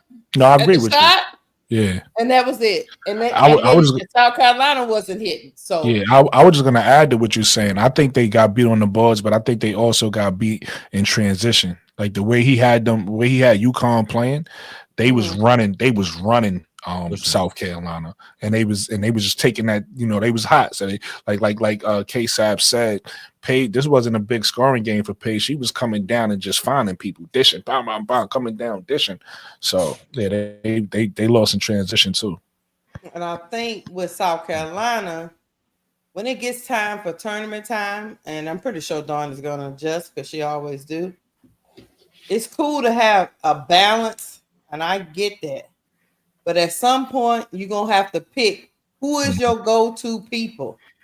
Because who do you think they are? Because I got 2 people on mine. Who you think? You talking about for South Carolina? Yeah. Who you think the go-to should be? Lord Jesus. They so... You want me to say what I got in mind? Go ahead. Because I want to say... I think it got to be Joyce Edwards and Fawali. I was about to say that. But Dawn don't want that. Yeah, I think it's those 2. They got to be the go-to for them. Now, is she gonna make that change, Brooke? Yeah, I don't see it. I trust Dawn though. I'm not gonna sit here and act like I know better than her. But that's what, Yeah, I mean, I like Tahina Pow and what's the other girl? They started. They got Chloe Raven. Kitts. They got Chloe Kitts. I think Dawn has to know. And look, I'm not saying I know better than the great Dawn Staley. I'm not saying that. But when you realize the pain is getting physical, Chloe is not your girl. Oh, no. Facts. And then also, but you left her out there, right? And then also piggybacking off of what you said, you noticed when they need a bucket, sometimes when nobody could get a bucket, the 2 people that get a bucket is either Fawali or it's Joyce Edwards. Those are ones that could get a bucket when nothing else is working. So it's like those are your cornerstones. You need those two, one way or another. So, and I don't want to say because when her started, she has a great start in Tahina Pow. Yeah, but Tahina Pow, in my opinion, is doing. I mean, sometimes she's running the point off a Raven. Sometimes she's coming off the pin downs and all this stuff. What is her defined role on the team? Is she going to just get buckets, or you want her to run the offense?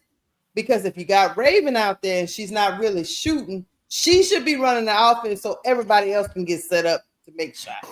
You know what's interesting about what you said, Lakeisha? I was thinking about this, right? We take a look at Paige and we say Paige is the overall pick, right? We all pretty much inconsistent with that. We take a look at Olivia and we say Olivia could be the number 1 pick as well, or number 2, right? Right. And they both are two people. Obviously, they got a lot of help on their teams, but they two people who lead their teams, right?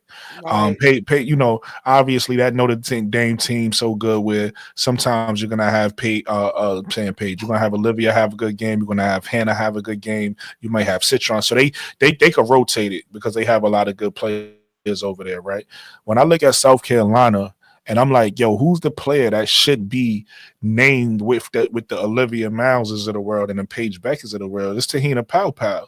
But she's not. It should be, right?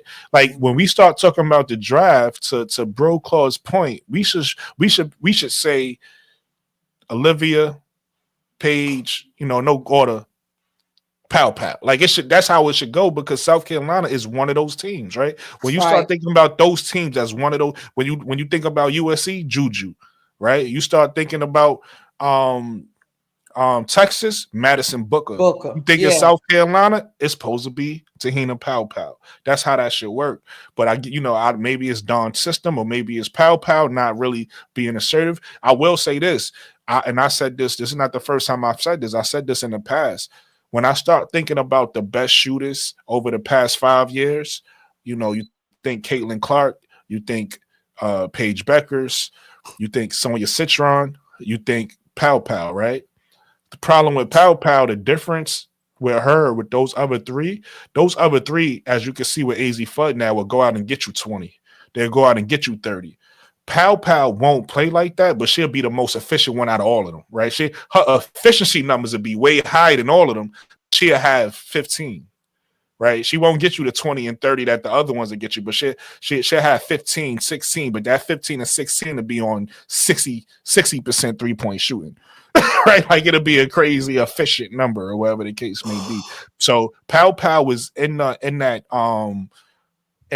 caliber of shooter, but they just do it differently. And I think Pow need to start being more assertive and having those big games just to put her name, just to start to show like, hey, I should be mentioned when we start talking about, because right now, even Azzi Fudd, people talking about her stock rising, right? Azzi Fudd stock was low because of injury, but everybody see if she healthy, people like, yo, Azzi a lottery pick. We should be talking about Tahina like that. But here's the problem, bro. Just like that game between USC and UCLA, this is probably just a little knock on Tahina Pow. When Juju seen that her team needed the scoring and nobody else was hitting, she went. Tahina Pow was in that game and realized everybody couldn't put a basketball in the ocean, and she did not go. Yeah. And that's the reason why that's the difference. No, I agree with you. And that's the reason why I say she's gonna definitely be a first round pick because of her efficiency, but she's not gonna go high. She's gonna go middle to the bottom of the first round because of that, because she's not one of those players where you could say she's gonna, like you said, she's gonna take over. She's gonna do this. She hasn't shown. I'm not saying she can. I think she has the ability to. But you got to show it. Again, you know how I am. I'm not the type of player. I'm not the type of person that's going to be like, she could do it because I believe it. I got to see you do it before I say you can do it. Mm-hmm. Okay. I'll let y'all. I'll let y'all get it out. I'll let you get it out, Keisha. Mm-hmm. I'm going to tell you this. Dawn Staley has the way that she wants to run her offense. Tahina Pow does not have the green light in this mad crazy work. She don't have the green light.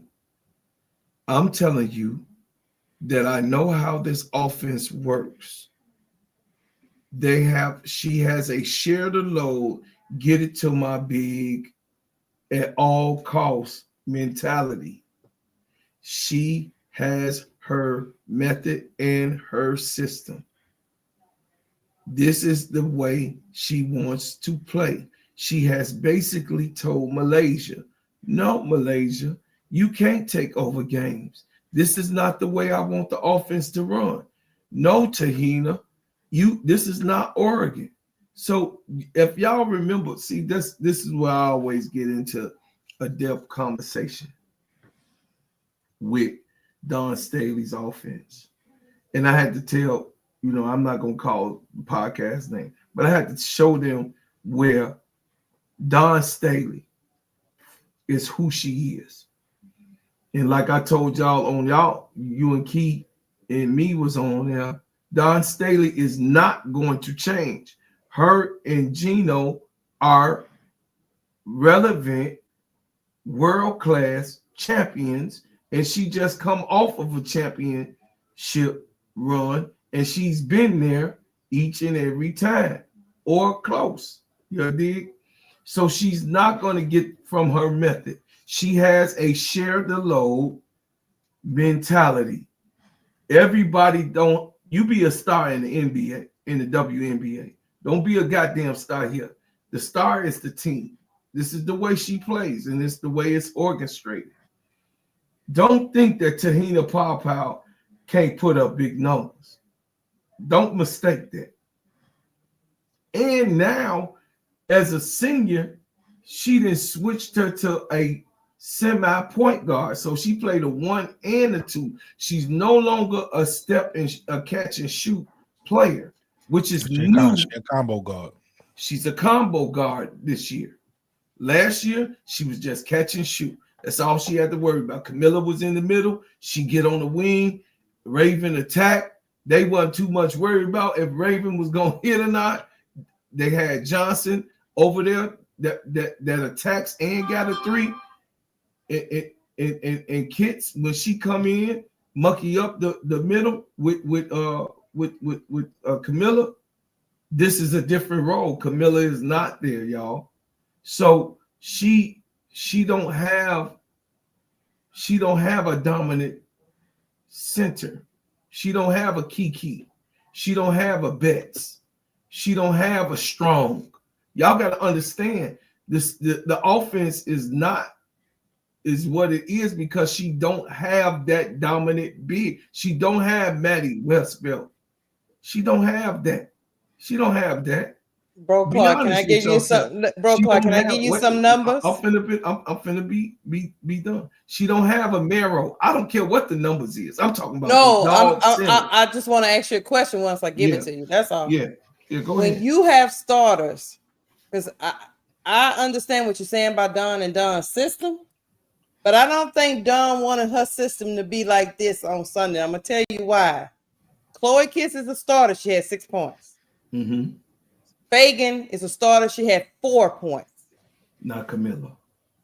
No, Fagan. Sonya Fagan. Bree Hall. Camilla. No, that's not what I'm saying. I'm talking about the other positions on the floor. Camilla didn't score 30 points a game either. Bree Hall had 7 points. Tahina Pow had 10 points. And Raven Johnson had 0. You know who had the most points on that team? The bench. For Wiley. And Joyce Edwards. And Joyce Edwards, yeah. The bench. I guarantee you, Dawn did not draw it up that way. No, she didn't.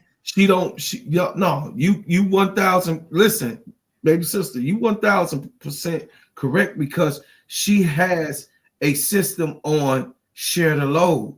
So whoever's hot, that's who for that moment, whoever hot, that's where that ball gonna rotate to in the system. They're gonna, you know what I mean? I mean, we've seen it many times, even with Joyce Edwards. You got what I'm saying? So but over the years, let me say this, she has had that big that she can, that dominant big, that 6'4" and up, because Asia's 6'4". That 6'4" and up, she's had that type of big in her cipher, as we would say, in her rotation. Mm-hmm. She don't have that. Even Joyce Edwards is Joyce Edwards, but she young. This is her. They fighting for a chip, and she's not. I agree. I'm not interrupting. I want you to keep going. I agree with you. I disagree on one point, and that's the she young point. And the only reason why I'm saying that is because Sara Strong is this. They both in the same class, and she doing what she doing in or Uconn. So I feel like Joyce Edwards could do it. Everything else I'm not disagreeing with. That's the one thing. But yeah, keep going. Yeah. But Joyce Edwards is Joyce Edwards. She not Sara Strong. Okay, I ain't mad at you, bro. Getting John back. Get it. Hey, I'm gonna get in my bag. Sara Strong is Sara Strong. Put it down. Urgent. Jump shot, 3, midi, underneath the bat. She a bully as a freshman. That's not Joyce Edwards. Okay. All I know is Fagan better she better watch her back. And you're right. Because 4 points ain't gonna do it. I'm upset. I'm looking for a solution.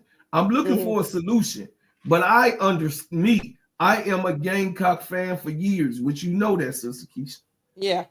There's no way of how this system, for Wally had to buy in. This is why they as far as they are, because she wasn't buying in. If y'all remember, she wasn't. That's why they were losing. You got what I'm saying? And they would have to come from behind in games. For Wally did not buy in. So by her not buying in the early part of the season, now it's kind of hard to give. It's hard to give a good look at what the offense can actually give you, because Raven out there not being aggressive. She's not being aggressive. That's not how the offense is supposed to be. But Don has to take responsibility. Then you hear she said the loss is on her. Mm-hmm. She's stopping these girls from being aggressive. What happened to Johnson? You know Johnson to have 10 to 15 points a game.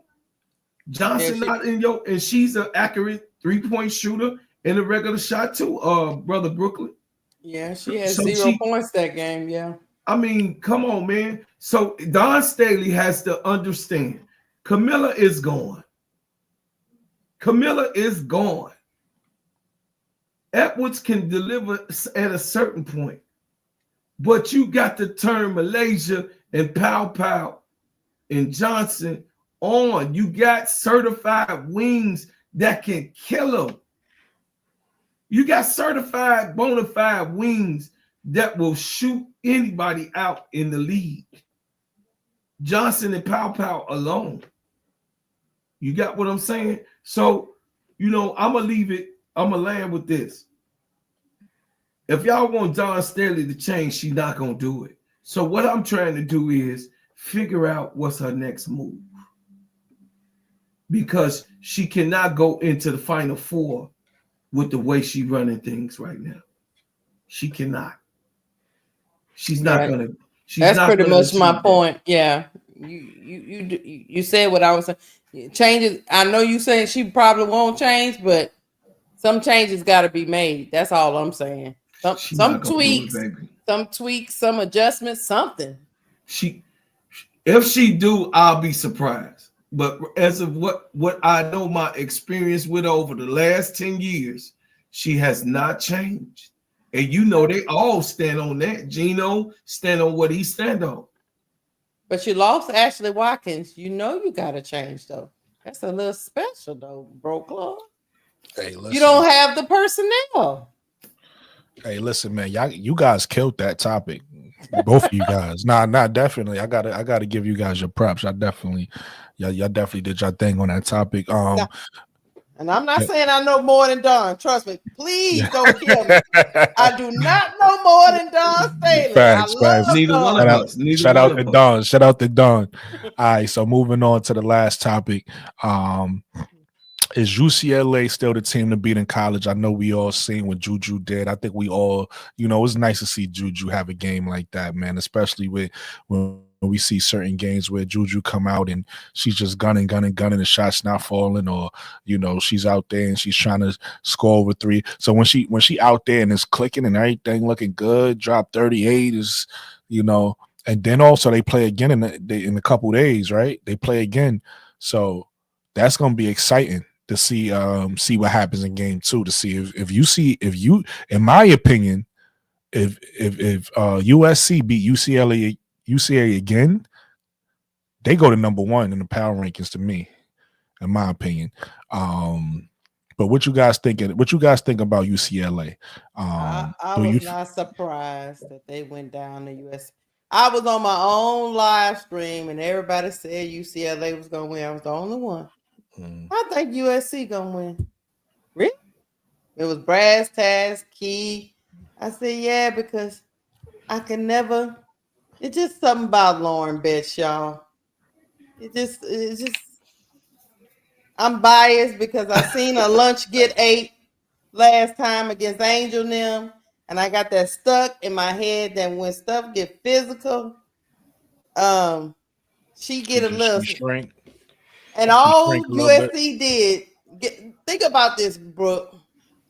USC put a big on her, a non-shooting big, just to muck up the game. Kick that thing out to Juju, who was on the heater.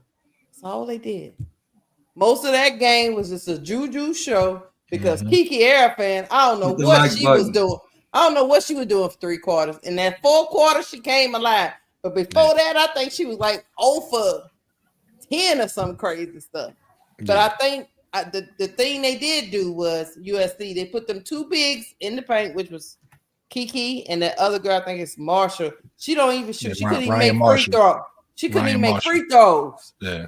She was just down there to make it hard on Lauren Betts. And then the rest of them, once they couldn't dump it down to her at a alarming rate, once they was in those passing lanes and couldn't get that ball down there to Betts to dominate because she is 6'7", they were having a hard time. They let one player do them in. That calls for alarm. That's all I'm gonna say.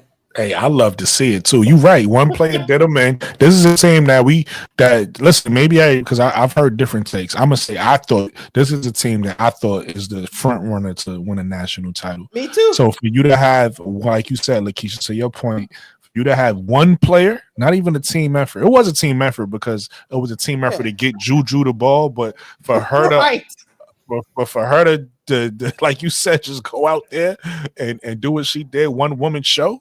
It was nice to see. It was nice to see. And listen, like I said, I'm excited for the next matchup to see what happens with that. I'm rooting for USC to win again. I'm gonna just be clear. I mean, what happens if Kennedy Smith and Kiki Arafan were on? Yeah. It's gonna get blown out. They're gonna have to be on next one because you already know they're gonna throw everything. They're gonna throw everything at Juju in the next one. So they're gonna have to be on. Juju was by herself. Now, what if Kennedy Smith and Kiki Arafan stop missing layups and stuff? Well, where UCLA gonna be? Yeah, and Juju was. I don't even know how you defend that because Juju was just coming down behind a 3, just. I don't even know what type of defense you put on that. No, and she was like, Cheryl Miller is here. She was everywhere. Defensively is what was very impressive to me. She had like 8 blocks. Y'all just let Juju run up in there and just knock y'all the ball out y'all hand. Come on, man. They was in Juju house. They was in hell. That's what they was. They was in diabolical hell. They was in Juju house. So my take on it, I don't drink the UCLA Kool-Aid. I don't even like the LA water. I don't drink it. I don't buy it. Crazy. Kiki and Bets need one more year. Next year, I think that they are going to be the winners next year because they the juniors right now. And then you got to think that's going to phase on to the next year. The only one that's leaving is Janai Barker. So Janai, hopefully we get her. Hopefully we get Janai Barker. But anyway. You like Janai Barker, I feel you. Oh, you know, man, she got flavor. She got flavor. I like Janai Barker. She a dog. Yeah, she a dog. You know what I'm saying? But anyway, I never bought into the UCLA. Like I said, I told y'all my team: South Carolina, Notre Dame, LSU, and UConn. They're my 4 teams. I always stick with it. That's gonna be the Final 4. I don't buy the UCLA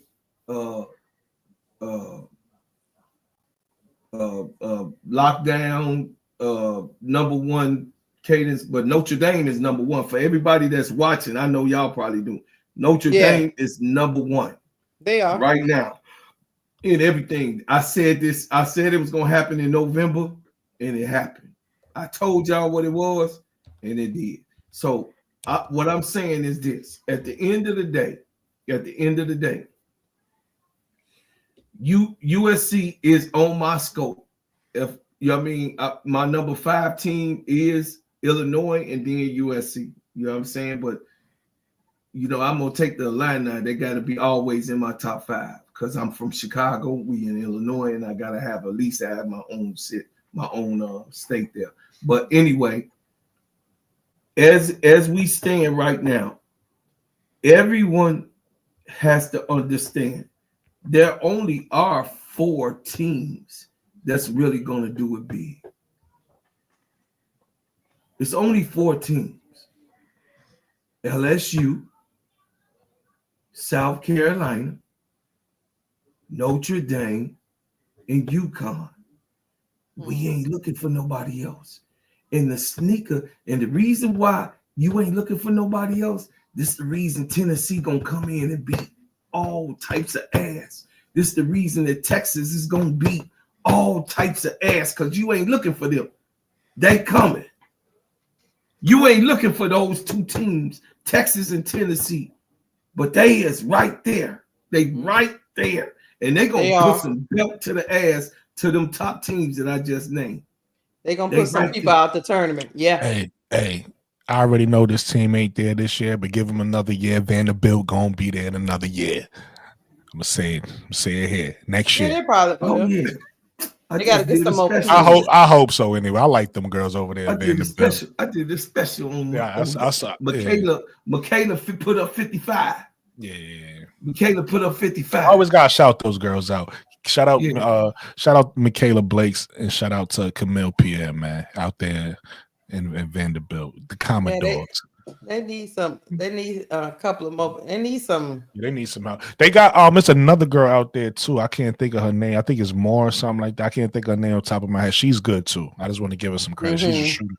But yeah, shout out to brother Nate. Bro, Nate, I'm about to get up off of here, y'all. Listen, y'all, we wrapping up. We wrapping up. But I think you never drunk the UCLA Kool-Aid, bro, Claude. I can't listen. I can't do it. I can't. You want to know what it is? I'm of course, listen, I'm not saying how good or not good Lauren Betts is. The girl 6'7".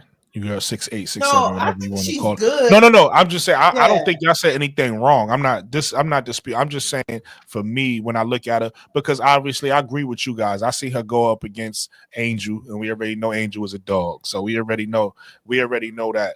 But she's still, you can't teach size, right? She's still the size she is. So she's gonna definitely be a problem, just because of how big she is. And then the girl Kiki Rice, I like her. She might not necessarily be playing I like her too. to the highest. Yeah, she might not necessarily be playing to the highest level right now, but I think she's one of the better guards no, I really like her in college. Yeah. So outside of that, I like Janai Barker too. Can't forget about her. But outside of those three, I don't know much else about what's. I know they got the little 5'4" shooter, whatever. You get what I'm saying? Whatever. He was high you know school, what I mean? but Outside of that, right. I don't really know much about what they got going You on. running there. around there like Dana playing that Right. defense. Exactly. They gotta. Hey, when you small, they gotta throw a name on your defense because you're really not playing no defense. So they gotta make you feel good. You're pesky. You're pesky on DA, whatever. But because of Kiki, because of Lauren's size, and because they what Barker brings to that team, I did feel like, and then also with their undefeated record. So sometimes it's your year. You get what I'm saying? Sometimes it's just your year. So I looked at you I'm not saying I don't necessarily. I'm not saying they all the way off now, but USC just made them look human. They made them look human to me, right? So they lost again. They lost again. Mm-hmm. They lost again. They did. Okay, yeah, they did. See, Let me go look them up. I think they lost to No, they just lost again. See, I didn't know that. Who they lose to? Hold on. Somebody in the chat did say they sat bets down. So that game after that. Yeah, what's that all about? I see it. That's what I'm talking. I ain't got time for UCLA. What is you setting people down for? What is wrong? Okay. Yeah. So I say all that to say again. I say all that just to say though that I did believe in them, and I'm not saying I don't now. I'm just saying they lost USC. Again. I meant to say that they almost lost again to Michigan State. Okay. Yeah. Okay. Oh yeah, it was a close game. Definitely. Some people think they're gonna lose to Iowa. They could listen. Even though Iowa not ranked, man, Lucy Austin. People don't realize before Lucy Austin went to Iowa, she was one of the leading scorers in the country. I forget the name of the college right now. I think it's Villanova, if I'm not mistaken. But she was one of the leading scorers. So she could go get a bucket, and then that team around her is just like a solid team, right? People that's Caitlin Clark fans want you to believe that the Iowa team is just garbage and Caitlin Clark was just so amazing and she lifted them up. No, it was talent there. Caitlin Clark obviously was Caitlin Clark.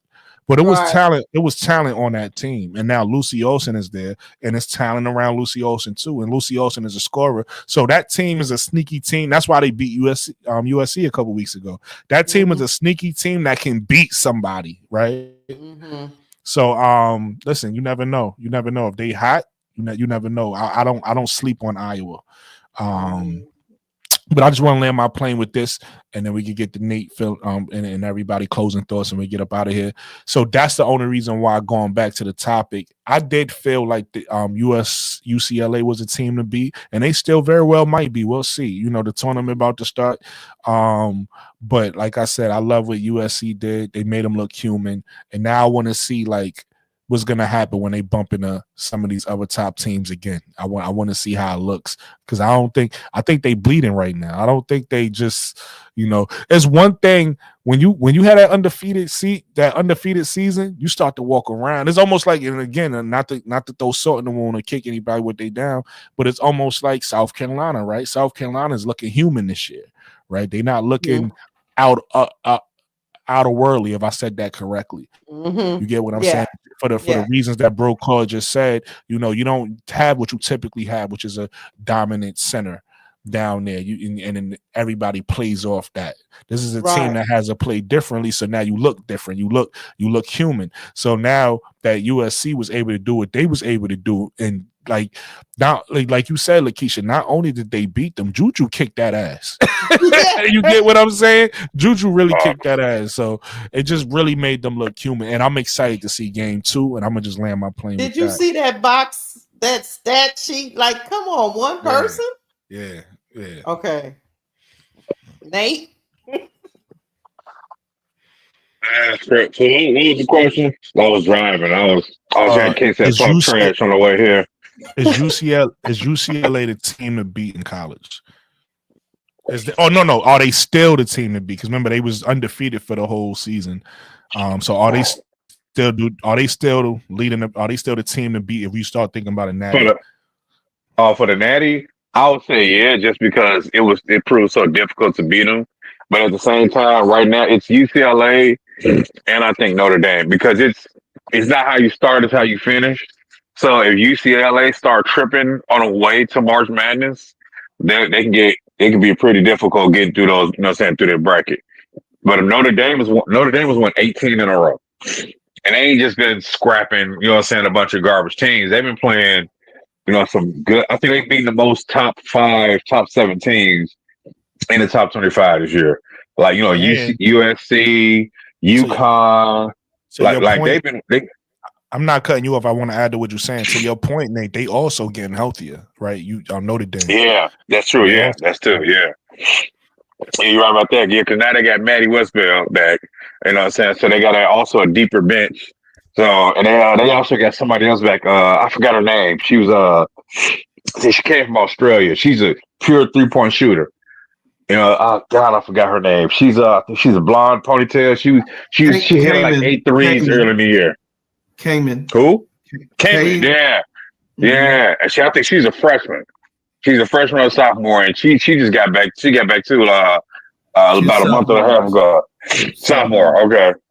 So yeah, I think Notre Dame, because I was watching, like I was telling we talked about yesterday. So that Duke game, I was watching it because that game they was grinding off like for the first 2 quarters, man. It was tough defense, and Notre Dame she just like I know I was just out coaching everybody. And she has a team to do it. She, like Bro Claw was saying earlier, she got bought in players. You got to have the players that's bought into the system, not halfway, not most of the way, all the way. And all her players are fully bought in. So I think Notre Dame is the team to beat because UCLA was on this natural high. Like, yeah, we beat South Carolina, even though they ain't got no bigs, Right. That's cool. Yeah, you know what I'm saying? They ain't got no bigs. Ain't no Camilla. Watkins is gone, so you know what I'm saying. Because she was like just getting back when they happened. In fact, she wasn't even playing that game either.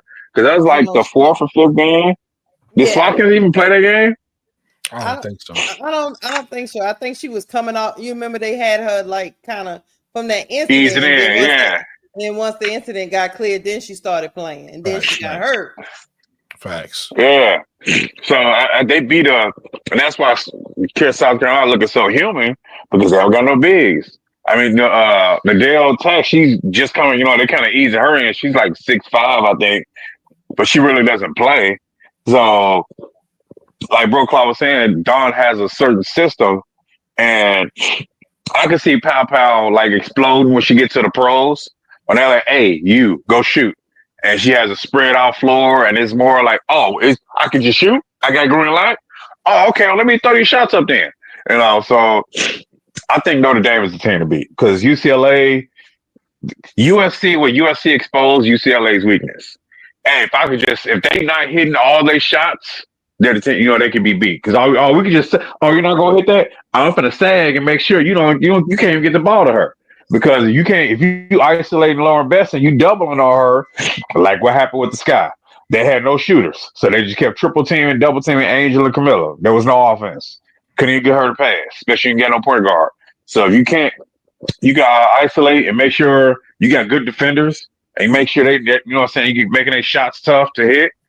And you got somebody that can at least make it somewhat difficult for Lauren Best, some type of big. Well, Notre Dame got that 6'6" big. Well, she ain't got no hands, but she's 6'6" and she big.